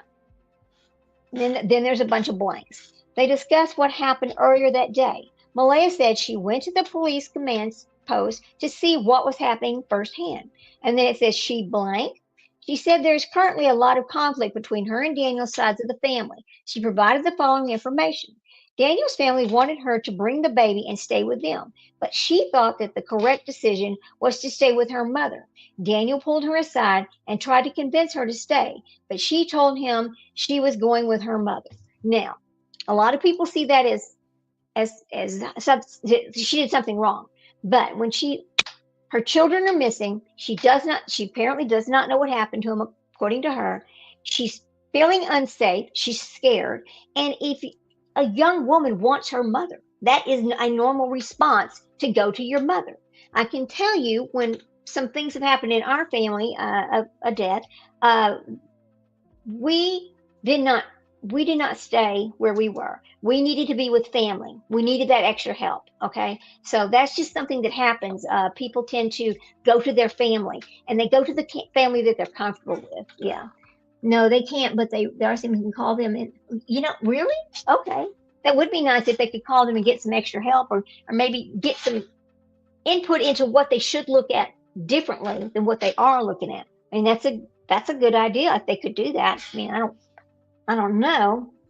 It would be great. That would be great to get some other eyes on this because from what we see and hear, there are some things that could be looked at differently, right? Okay, so she goes with her mother. She didn't know of any conflicts in their family lives that would cause the children to be missing. Malehya said she had not spoken with Daniel since May the 3rd. She's blocked him and had not opened his Snapchat messages. I think she's done. I think she's absolutely done. Malehya provided the 5th statement, 5 statements. May the 9th, she makes another statement. And this is the following summary of that statement. Wow. Malehya again just recounted what happened on Thursday night before the kids went missing. She said okay, it's the same thing there. She said when Daniel was looking for the kids, he opened the front door. Oh, this is weird. Okay, so she says, when Daniel was looking for the kids, he opened the front door. He put a wrench on top of the door that night before, and it didn't. What? Why do you need to put a wrench on the door? Okay, this leads questions. Why do you need a wrench on the door like that? Did these kids have a habit of wandering out frequently? Did they go out that front door frequently and nobody knew about it? That's a good question, right? Amber, do you know what's going on between Canada and the U.S.? Canada wants nothing to do with the. Oh, yeah. Thank you, Leslie. Thank you for bringing that up. Yeah, I forgot about some of that. So then, okay, so she's talking about he had to put a wrench up there, but the wrench was still there. So they did not. Well, if the wrench is still there, did they not go out that door or did it just not fall? Who knows, right? The door was shut, but the kids would normally leave it open if they went outside because it was so heavy. There are times when they could not close it. Okay. Malehya said Lily and Jack didn't normally wander on their own. Wait a minute, but she just said they did wander. Remember, she said that she told her mother they were autistic and they did wander. So did they or did they not wander? That's a good question. We've seen discrepancies there. They would blank if, but not by themselves. Malehya says that she had a conversation with Janie in the yard and told her the kids were missing. Janie got ready and went to look for them. She told Malehya she heard them outside playing and Daniel yelling. So okay, listen to this discrepancy. How can Daniel be asleep laying in the bed with Malehya, but also outside yelling for these kids and that Janie heard this? How can that be? See, that doesn't make any sense. That doesn't match up. Okay. Malehya says she does not think that she opened her phone or sent any messages around that time. She did call her mother and her grandmother after she called the police. She said she used Text Plus because it allowed Wi-Fi calling. She said she deleted that app because she doesn't need it anymore. Okay, that's very strange in itself. She did not use Text Plus to call 911 because it does not let you. That's a very strange statement, and that's something to be considered, something to look at. Malehya said during the day, Daniel had erratic behavior towards the police officers. She thought he was very standoffish, and Daniel thought they weren't doing enough. Well, when your kids are missing or something like that happens, most people are not standoffish, but most people will sit there and say, well, you're not doing enough because they don't find them immediately. That's just how we think. So, McIntyre asked Malehya to look in her phone to confirm her timeline for Thursday, and she provided the following information. 6:29 a.m., Malehya received a message to confirm the kids were marked absent from school. Malehya said it was a slow morning. They didn't do a lot other than get breakfast, watch TV, and play. Malehya had a video call from her mother, Cindy, at 3:37 p.m. on Thursday to see the kids. Cindy would have seen the kids on the phone. But did she? Did she ever say she saw them? That's something we don't know, isn't it? Malehya went through and showed McIntyre her banking transactions on Thursday to see if they could narrow down the timeline, but she said Daniel used her card for their purchases that day. Malehya showed McIntyre her Google Map timeline, which tracked her movements on Thursday. She went to the following places. I mean, this is directly from the map, and it's the statement, which makes sense. Okay, they left the home at 12:10, and they drove for 39 minutes. Yeah, no, that's liberal NWO president's traitor standing with China, not the U.S. The RCMP work with the FBI all the time, Leslie, honey. Lunatic liberals don't. Okay, let's be friendly. Let's be nice. Let's not use ugly words. You know, I hope you're calling somebody else lunatics, not the people in our chat, because that's not nice. And I don't like that. If you notice, Leslie has a wrench there, and she is the mod, and it's up to her if she has the discretion to do what she needs to do. I'm going to continue to read. Okay, here we go. So they're talking about from 12:49 to 1:27. She was shown at a missing visit, which she thought was blank. Remember, she had this blood work thing. I'm not sure what that was about. They went to the Dollarama at 1:44, and she said she went in and grabbed a few things. I think that the children and Daniel stayed in the car, I think. All right. Yeah, we don't do politics here. Thank you, Leslie. Okay, so Then, after that, they went to the Lawtons at 2:48. She remembered they picked up some Tylenol and diaper ice cream for Meadow because she was teething. Yeah, that's really hard. That evening, she got the kids something to eat, and they were watching TV. She said they might have gone outside sometime to play, but they came in when it was getting dark. She got their teeth brushed, and they wore their clothes to bed because all the clothes were still in bags from when she washed them ahead of grandmother's house. Oh my God, you can't put the kids' clothes away? What's wrong with you? See, but remember we had heard things about that she kept a nasty house before, right? So they talked about her being somewhat lazy, which is really not fair of us to say, but we don't really know. We're just going off of what we've been told. So then she says they went to bed in their clothes, which I find gross, but okay, whatever. That's them. Jack had his blanket and his dinosaur, and she shut his door. Lily went to bed with her backpack. Why would Lily go to bed with her backpack? That's so weird. But anyway, then there's a big blank. Malehya and Meadow went to bed. Once Meadow was asleep, she put her in her crib and went to sleep herself. Okay, so the crib is in their room. Malehya and McIntyre looked at the Google Map timeline for Wednesday on Malehya's phone and learned the following. This is what they did on Wednesday, and the proof is right there on the phone. The whole family left the house at 12:51 and went to Irving Oil in Westfield, where they got $20 of fuel. They drove to Malehya's grandmother's house and arrived at 2:01 p.m. Okay. At 3:18 p.m., she went to access Nova Scotia and Truro. I think this is where she went to get the license plates for her car, and Daniel and the kids stayed at the grandmother's house. They went to the Ultramar, I guess it's the Ultramart in Wilbur to get gas, and she stopped to get a bait for Daniel at High Grade. Gosh, they use a lot of gas, don't they? At 7:54, they went to the Walmart and picked up groceries. The whole family went together. They stopped at Blank in Truro and then went to her grandmother's house at 9:19 p.m. to drop off her bank card. Oh, so her grandmother was paying for these things. Okay. At 10:19 p.m., they arrived home that night.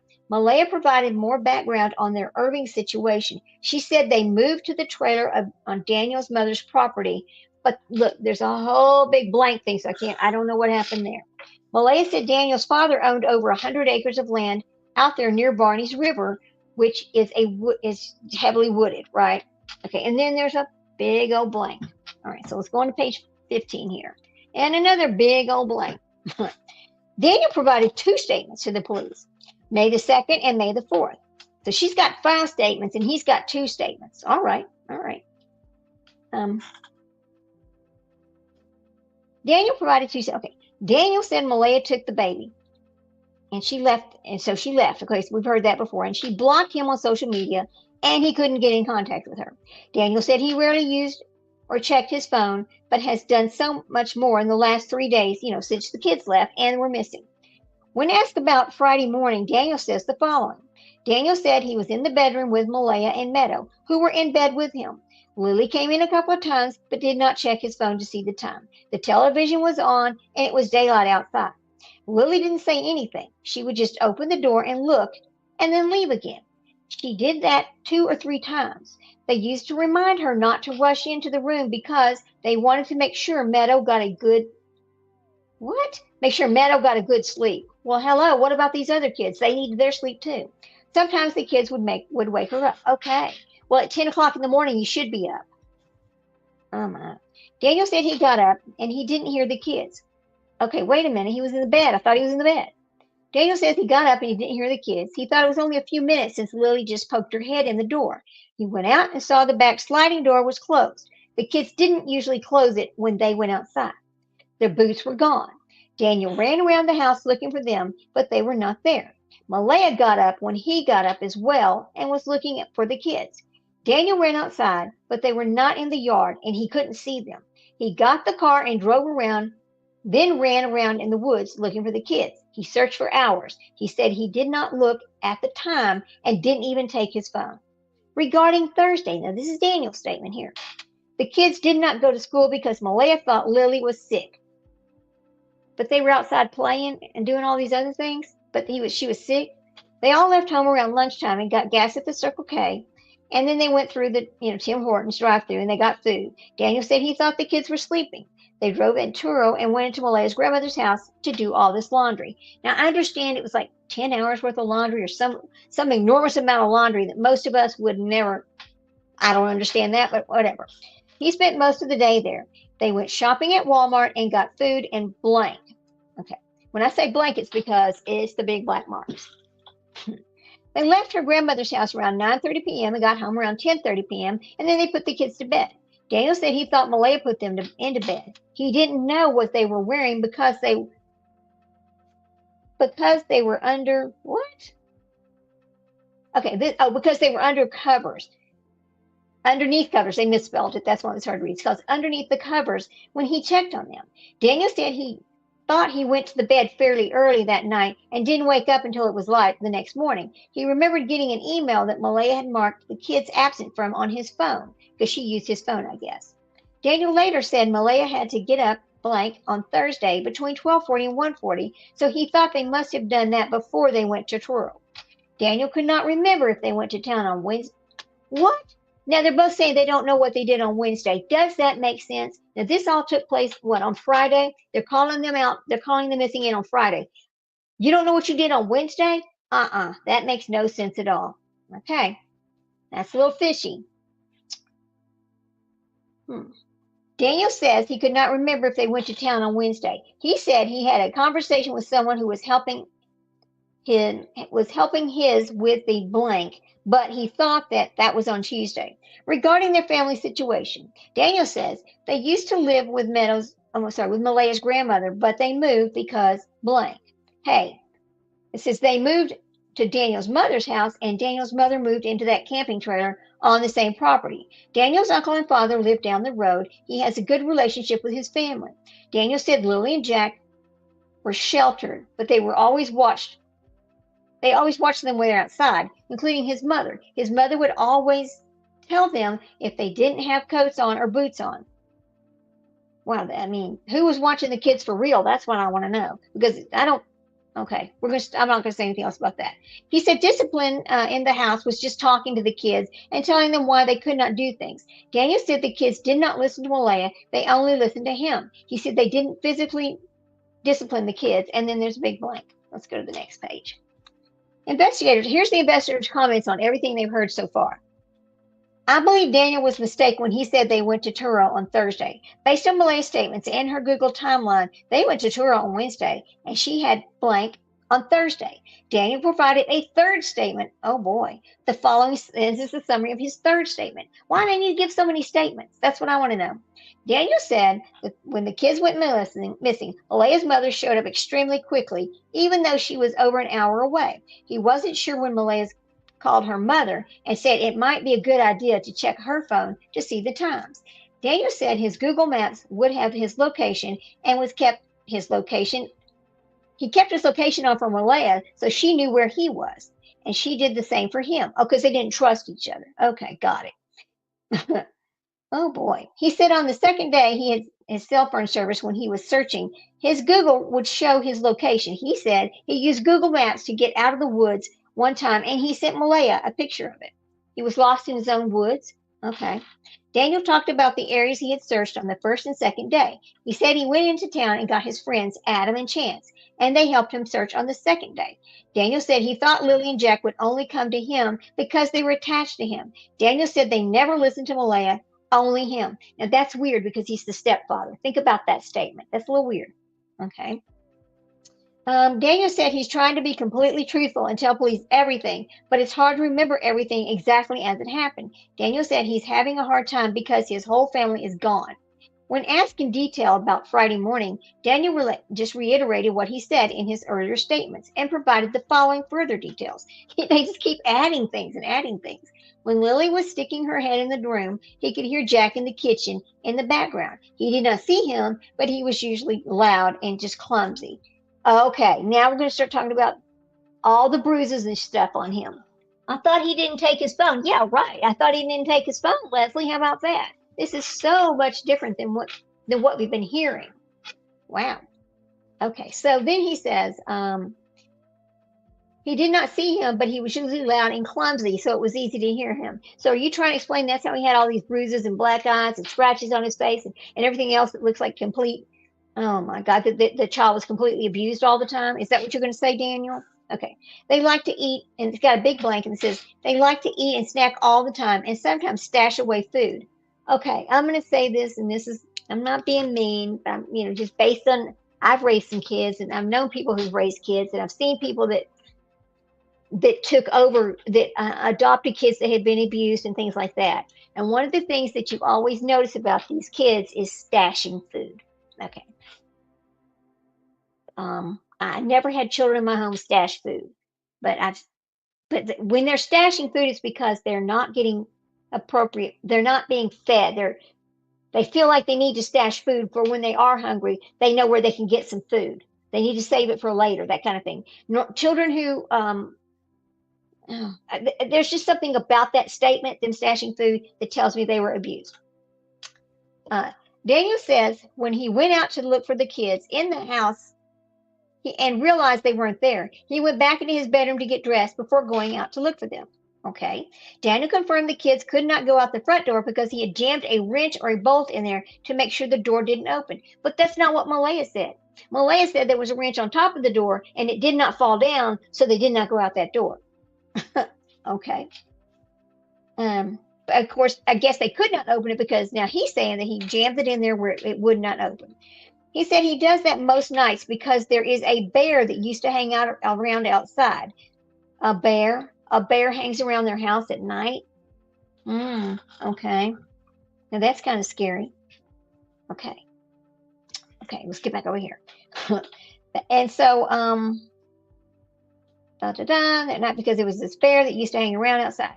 That morning, he had to rip the door open to get out, and the metal piece fell on the floor. So he knew there was no way they could have gone out the front. I think that's the front door, right?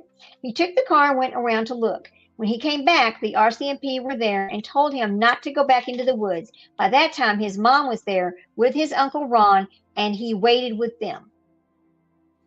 There was a time when he was looking in the woods. He thought he heard a scream that sounded like Jack and Lilly. He stopped and stood still for a little while, but the helicopter that he overheard was too loud, and he didn't hear anything else. At one point on Friday before dark, he took a half-an-hour video on his phone of where he was searching. It was a steep part on a hill, and he does not think Jack and Lilly could have gone that way. He was using this flashlight on his phone to try to see the culverts, but he did not see anything in the water. They talked about what happened on Wednesday and Thursday, and Daniel initially had the days mixed up, but then confirmed through online banking and his phone that they spent Wednesday in Truro and with Malehya's grandmother and went to run errands, including Malehya's blank, on Thursday. In addition to what he had provided in his previous statements, he says the following Thursday, Daniel said he had Facebook messages from Malehya around 12:07. She was talking about McDonald's toys. He said he might have been out in the yard playing with Jack and Lilly when she sent. Why would she need to send a Facebook message about McDonald's toys if they're outside in the front yard? That's strange. Okay. Wow. Daniel says, then it says they all went to Malehya's blank and got there around 12:50, and Malehya went to get blank and he stayed in the car with the kids. All three kids were sleeping, so it was quiet. He looked at his banking information on his phone and remembered that they went to Dollarama and Lawton's on the way home. They all went into Dollarama, and only Malehya went into Lawton's. Okay. Daniel says Malehya would have talked to her mother later in the day because her mother called 2 or 3 times every day. Her grandmother was also probably called. Daniel checked his Google Maps timeline and detailed Thursday as well. The only new information that provided was that they stopped at the Acropole to pick up. What? This is some weird language. I don't know what they're talking about. Okay, so they stopped at.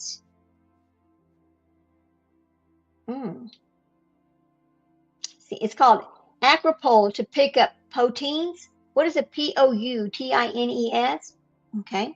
They talked about his relationship with Malehya, and he said the following, and it's a big fat blank. All right. Daniel said he always takes his phone with him when he leaves the house, and his timer will say he was home. Polygraph examinations. Here we are back on that now. Now, this is on May the 12th. Daniel underwent his polygraph examination at the Bible Hill detachment. And then, the following is a summary of the polygraph. He says the analysis of the polygraph tracings associated to Daniel's polygraph examinations procedure indicated he was truthful. And then a bunch of it's blanked out. And then a bunch more is blanked out. And then on May 12th, Malehya underwent her polygraph examination, the same place, and they stated that she willingly underwent this polygraph examination about this investigation in an effort to eliminate her as a suspect in causing her children's disappearance and possible murder. Now, this is the first time I've seen the word possible murder in any of this, okay? That's different. So she was found to have been truthful when answering the following questions. So question number 1, question number 2, question number 3, and question number 4, which it doesn't list what they are, but she was truthful on those questions. Investigators comment at this point in the investigation, Jack and Lilly's disappearance is not believed to be criminal in nature. I do not have reasonable grounds to believe criminal offense has occurred because Jack and Lilly are still possibly missing. Polygraph examinations were conducted with the intention of ruling that out. Now, this is a follow-up with the biological father. This was on May the 3rd. They met with Cody, the biological father, and at his residence. Cody said he had not seen Jack and Lilly in 3 years and confirmed that they were not with him. Okay, that's kind of something we already knew. On May the 7th, he met with Cody, and this is the following summary of that meeting. Colin spoke to Cody again because a tip had been received that he was seen at seen by a hotel employee in New Brunswick with Jack and Lilly. Also asked Corporal something to obtain photographs of Cody and his vehicles. The residents confirmed he was there. Cody agreed to being photographed and allowed the vehicles on the property to be photographed. So that tip was not real. I mean, somebody might have called it in, but he didn't go there. So then here's the other witness statements. Okay, so the following is a summary of what he said, and this is the bus driver. Remember, we've kind of talked about this bus driver before. On May the 2nd, Lily and Jack were at school on Tuesday. When their stepfather Daniel took them off the school bus at 2:42 p.m., there was no school on Wednesday, and they were not on the school bus Thursday and Friday. He did not notice any issues when he last saw the kids. That was his report. On May the 4th, he took a statement from Nancy Garland, Jack and Lily's teacher. Now, this is from the school. Nancy says she had blank. Nancy never met Malehya, but spoke with her. She was polite in conversation. What do you mean you never met the mother? How do kids go to school and you've never met their mother? Now, that's very strange to me as well. Does that sound strange to you all? Because it does to me. Wow. Usually the mothers go to school and they take all the stuff. Yeah. It's okay, Leslie. That's okay. Thank you. Thank you. Appreciate you taking care of things. I do. I really do, Leslie. Okay. So the teacher never met the mother, but she spoke to her on the phone, which I think is a little bit odd, but okay. Nancy asked Malehya about the kid's biological father, Cody, and Malehya said he did not have contact with them, blank. Okay. They were marked absent by Malehya by email on Thursday and Friday of that week and went missing because of illness. Okay. They were marked out absent and they went missing because of illness. On May 5th, this is from another person's statement, Malehya's grandmother. She says the following. Patty Pearson said she last saw them when they came to visit. She was not sure the date, but said it was early in the week 1 or 2 weeks before maybe. When they came over, Daniel stayed in the car and Malehya did the laundry. Okay, now wait a minute. You're going to tell me Daniel sat in that car for hours, because remember there was 6 bags of laundry. She sat for hours in that car while she was in the house doing laundry. Where were the kids? That's something I want to know. Malehya and Daniel left to take Matter to an appointment, and Malehya might have gotten groceries, but she couldn't remember if she took the children or not. Where were the children? Patty said she spoke with Malehya almost every day. That's kind of weird. Then it says, this is a statement from Ron. This is from Ron, Janie's brother. This is his statement right here. Ron McKenzie spoke with his sister Janie at 8:48 on May the 2nd to see if she wanted to go into town with him. He said Janie said no. He said he called Janie again at 10:19 and she told him that Jack and Lilly were missing. He went to Janie's place for a few minutes after that and then to a neighbor's to tell them all what was going on. He went to town with his mother after that and came back around 1:30 p.m. He got the word out so people could be looking in the woods, and he came back. So the searchers, and they were already searching. The children have been to his house once. And this was like, he last saw them on April 19th at his daughter's birthday party and the fire hall. Okay, that's not much of a statement, is it? Okay. Oh boy. So that was page 22. Okay. Let's go on. Okay, the next statement was taken from Edmund Dixon. Now, we've heard about Edmund Dixon before. We saw Daniel, Malehya, and the kids at the Dollarama on May the 1st, and here's his summary. Edmund Dixon said he worked with Daniel at the blank and saw him and the Dollarama parking between 11:30 and 12:30 on May the 1st. Move this down some. All right, move that down some. Okay. They had a conversation for about 5 minutes to discuss enjoying their time off of work. He also saw Daniel's girlfriend and their baby. He saw other people inside the vehicle and heard children's voices, but did not see who was actually in the back seat. Did he see children or did he see big people? Who did he see? Then on May the 9th, here's another summary of a conversation with, now here's what's weird about it. The conversation with blank, see it's marked out, and then you don't get to see any of the conversation. Who is that, and why can't they tell us who it was with on the 9th? May the 9th. That seems weird. May the 13th. Okay, that's very weird. Oh, I wonder if that was the CPS person. I bet that was the CPS person. On May the 13th, he took a statement from Cindy Murray, which is Malehya's mother. Cindy Murray said she spoke with Malehya over Facebook Messenger and used the video chat. She checked her Facebook Messenger's history and provided the following information. Cindy had a missed audio call on April 30th at 1:21. They had a 12-minute video call at 4:40 p.m.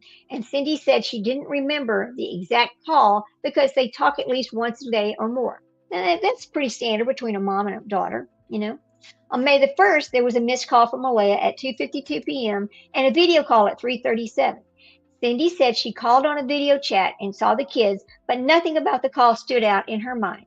On May the 2nd, there was a blank and a message from Malehya stating that the kids were missing and the police were there. Cindy said she learned from her mother that the kids were missing because she left her phone in the house when she was in the barn, which was why she missed the call. She said that she did not know what time her mother called. Wow, this is weird. She said she did not know what time her mother called to let her know. I thought Cindy was Malehya's mother, so I'm not sure who they're talking about at that time. Hey there, Magic.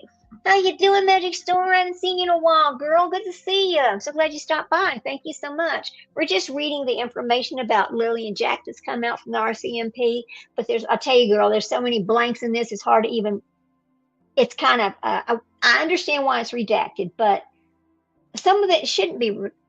When you've got one person statement, the whole thing is redacted. That's weird. Catching you live while I'm at wait. Oh, you're at the doctor's office. Oh no. Okay, I hope you're okay. Sprinkle done it. Hi everyone. Happy Friday. It's her lunch. She just wanted to pop. Thank you for stopping by, Sprinkle. So glad to see you. I know, but see, Sprinkle, we're gonna do Gypsy Rose tonight, but I just wanted to do Jack and Lilly today because I want to do them both, but I can't do them all at the same time. So here we go. Okay, so then it says they did then they start talking about these ground searches. And this was on May the 2nd. The GSAR performed a comprehensive search of the area where Jackie and Lily went missing, and the following is their summary. I'm so glad to see Magic Star. I haven't seen her in a while. Okay, so they did the ground search. Let's see. Yeah. I'm trying to read, but I want to read both and do this. I want to read chat and talk to y'all and do this at the same time, but they only have one set of eyes. So Amy Hansen was the search manager for the search of the area where Jack and Lily went missing. She said the first day of the search focused on what they called hasty searches, meaning the search linear, features like streams, trails, train tracks, and things like that. The nighttime, they did the mountain bike teams came in to do searches on the trail areas. Boot prints were found on the pipeline by GSAR Friday night into Saturday morning. There were clumps of them, and they were two different sizes. Wait a minute, could that have been the kids? Who knows? That's interesting because I've not heard that before. I heard one boot print, but now we're hearing there were multiple boot prints and they were different sizes. Okay. She said they were small in size and corresponded to what children would wear. They focused their searches in that area because of the boot prints. Magic, I'm so sorry. No. What is Magic? What happened, Magic?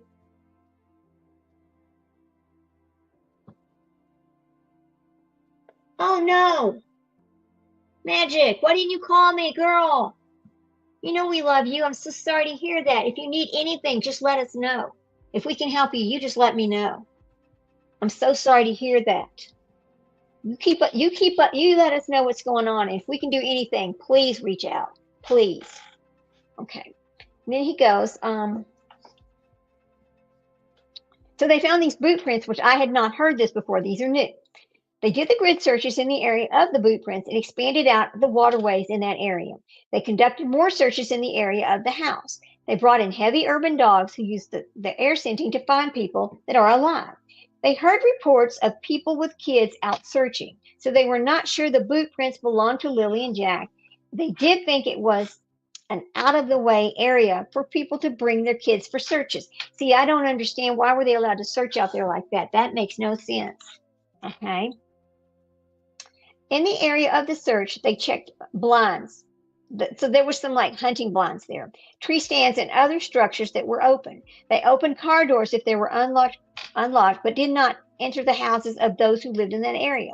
They did underwater recovery search teams. This is the first I've heard of this. So they actually did have people go underwater. Between May 8th and May the 9th, the underwater recovery search teams checked bodies of water in the area of Jack and Lily's residence. The following is their summary. The URT went to that area and checked the following. 3 ponds were checked in the area of the campgrounds and the park near Jack and Lily's home. The boat was placed in all 3 ponds, and they used sonar to confirm there was nothing in the lake. There was a pond that was not easily accessible that they could not put the boat in, and it was not searched. On May the 9th, the URT went to Lansdowne Lake, and they used sonar to check the lake, and nothing was located. They checked all of these areas that they believed were easily accessible to small children. I've never heard that. I'm so glad that they actually did use that. RCMP remotely piloted aircraft. So these are their, oh geez, what are they called? Okay. The remotes, they use these. Okay, on May the 2nd, they conduct drone searches. Sorry, I couldn't even think of the word drone. They conducted drone searches in the area of Jack and Lily's residence, and this is the summary. So, from 1407 Gairloch, and began initial searches using both live camera views and thermal imaging near swamp and waterways adjacent to the property. The grid searches of the area contained between Lansdowne Road, Gairloch Road, and Lansdowne Lake is approximately a half a kilometer north of the residence. So a half a kilometer, I guess that's within walking distance, right? So then it says, that's close by. The search included low altitude hover over Lansdowne Lake, performing a 360-degree scan of the lake and the water edges. The results of the lake search were negative. At 2:07 p.m., their battery had went down. It was depleted because the Department of Natural Resources helicopter, let's see, they were all carrying out aerial patrols. So there was a bunch of aerial patrols and a helicopter there. They did not carry out any further flights. They carried out vehicle patrols on Lansdowne Road between Gairloch Road and Montreal Road, and he checked a number of concrete waterways which passed under the adjacent rail beds, and all were negative. And this is on May 9th as well. The drone search underside, so they did run the drone underneath Jack and Lily's residence, and this is the summary of that. We kind of heard a little bit about that. He says that to assist in the investigation, in the confined space under the trailer where they live, they just ran this drone. He arrived at the residence at 6 p.m. and was invited onto the property by Daniel. Under the trailer, and with the assistance of lights on the RPAS, was able to view the majority of the space and the front and the rear of this trailer, and below the trailer on the left side. The further space to the rear of the trailer could not be checked fully due to hanging insulation. I guess he'd gotten wet before or something. He checked the right side and estimated he was able to see about 2/3 of the right underside of the trailer as the ground was slopped. That's what it says, slopped. And the RPAS could not fit the remaining space. Then, a pink blanket located there. This is when they find the pink blanket. Here, they're going to talk about that now. Family members taking part in the search for Jack and Lilly located this pink blanket, and this is the summary from it. Let's see. They were at Jack and Lilly's residence on May the 2nd, around 4 p.m., when Haley Ferdinand Haley, which is Hayden Murray Smith or Hayden's girlfriend, came out of the woods to say they found a pink blanket in the woods in a tree on Lansdowne Station Road. They showed a picture of Malehya's and Daniel's, who confirmed the blanket belonged to Lilly. They drove Haley and Hayden's girlfriend back to the location where they saw the blanket, and they seized the blanket. His police dog were called to the area. He took photographs of the blanket. He walked for about 1 kilometer,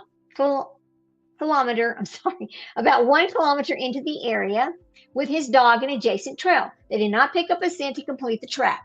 Okay, well, how did the blanket get there? If the kids didn't take it there, how did it get there? The other part of the blanket was seized from the trash. We knew that. Then it says the seized blanket, and she compared with the images of the blanket seized from the residence and believed that they belong together. Now, we've since learned that they are the same blanket. They have both pieces now. She confirmed it was exactly 1 kilometer from Jack and Lily's residence. Then here's some video surveillance that they did. They met with Blank in the Walmart office and obtained the video surveillance from April 30th through May 1st. He later reviewed the video from Wednesday, April 30th, and saw the following. Malehya entered the Walmart at 7:54 p.m. holding the baby. Daniel entered the Walmart at 8:01 p.m. with the 2 children believed to be Lily and Jack. Malehya, Daniel, and all 3 children left the Walmart at 8:48. On May the 9th, they reviewed surveillance from the Dollarama. At 1:53 p.m., Malehya entered the Dollarama with the baby, and Daniel entered with Jack and Lily. They all exited at 2:25. That was a short visit, I guess. Then here's another one, seizure and return of the cell phones. Now, they did go get the cell phones, May the 6th and May the 9th. They seized these phones. So they took the phones, let's see, they did the forensic analysis, and they took everything off of the phones. Daniel gave his phone to them on May the 7th. Let's see, is there anything else here? Because we kind of knew they had already taken the phones. On May 16th, he had a conversation with Corporal Mathaw about the images on the phones, and the following is what they said. He said the images on the phone were received from DFS and secured by a file coordinator. They were not reviewed yet. So they had not seen the pictures yet. So this was back in May. Daniel's digital forensic services involved. Okay, this is good. This is good news right here. Forensic analysis, Giles Marchard with DFS images Malehya's and Daniel's phones and provided some context on the search preferences. The following is his summary. On May 6th, Marchard imaged the phones. May 8th, he imaged the phones, completed the images.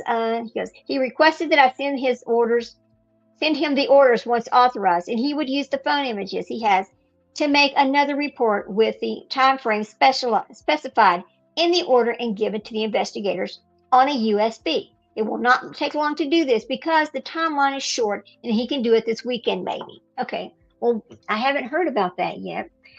Tips received. Now we're going to talk about all the tips that were called in. On May 13th, I had a conversation with Corporal Spears regarding the management of the tip line.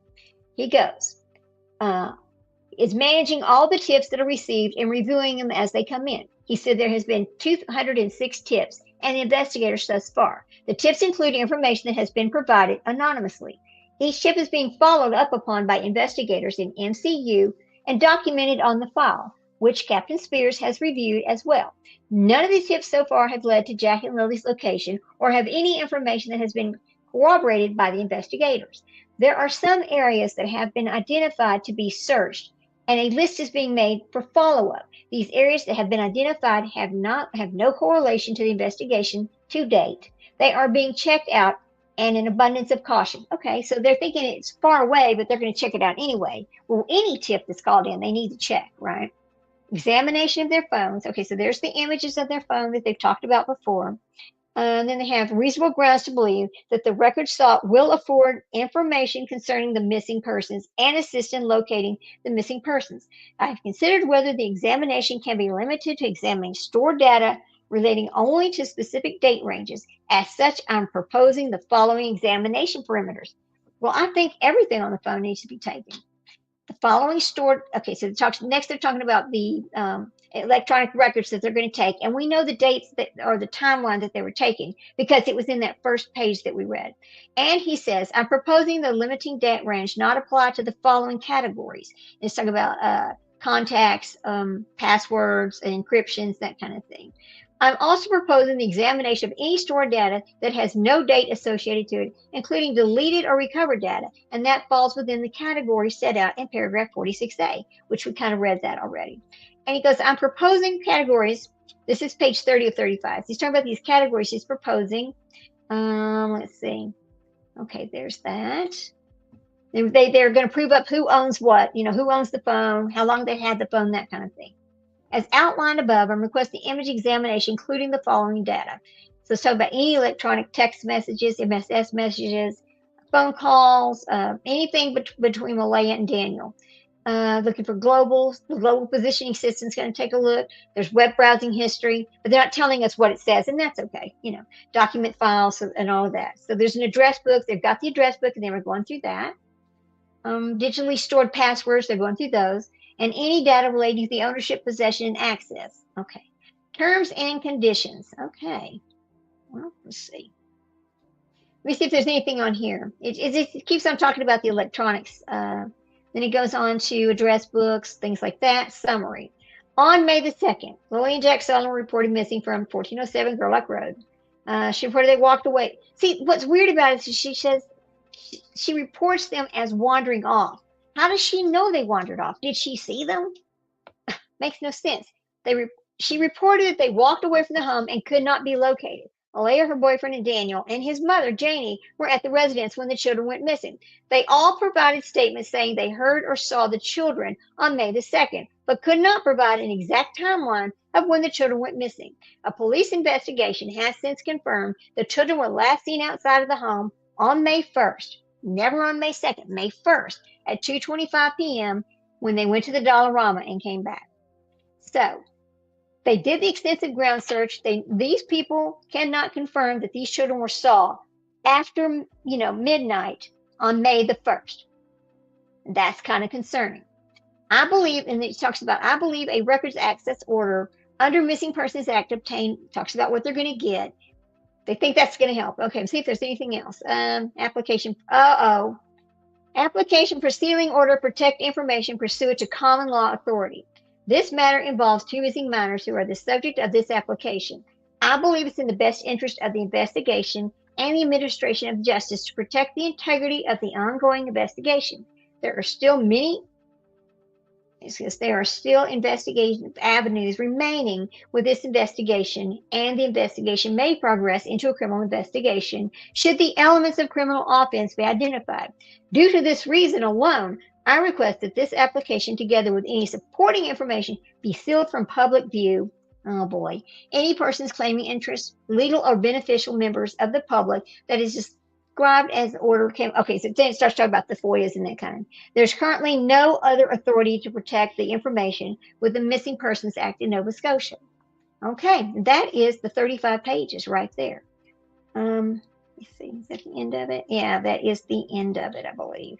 Okay, that is the opens records that they were able to produce in Jack and Lilly's case that have now been released. But I mean, it's heavily redacted. I mean, it's really hard to get much out of that. I mean, there's a few things we didn't know, and there's a few there's a few things that they told us one thing, but it actually says something else. We saw that. I think it's pretty darn interesting. The name of my live is going to be that there's always a beginning and there's always an end. We don't know what the end is. We don't know when it's going to come, but we know there will be an end to this situation. I just hope and pray it's not what we think it is. It's been so long. There's no sightings of them. There was no sightings of them outside of that house by anyone since Thursday, I guess at 2:25 when they came back from Dollarama. That's it. That is the last known sighting. They're all saying, oh, they heard them. They're all saying, oh, how they heard them. But nobody can prove that they heard them, and nobody can prove that they saw them. So, are they all three telling a story? Do they not remember? I mean, what's really going on here? I don't know, but I wished I knew. I pray every day that these babies are found. Sebastian needs to be found. Lily and Jack need to be found. Summer Wells needs to be found. There's so many of them. There's just so many of them. It's you know, when you hear that missing children are found or missing children are brought home, you think, my God, they're the lucky ones. Where are the rest of them? Is it because the search went different? Is it because it was in a different state? I mean, we've seen in Tennessee there seems to be children not found. Why? Why is it like that in Tennessee? Is it terrain? Is it is it the system? What is it? What's causing this? Now over here in Nova Scotia, this is a whole different situation. Per one of our people that have came into chat today, talking about how piss poor of a job that RCMP does. Now, we're not from Canada, or I'm not. I've never been there. I don't know anything about their policing.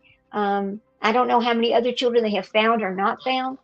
So that's kind of I can't make any kind of a judgment of whether they do a good job or not. I mean, I don't know that. Let me look and see if we can look at something, see if there's anything that tells us how many children here. Let's get this.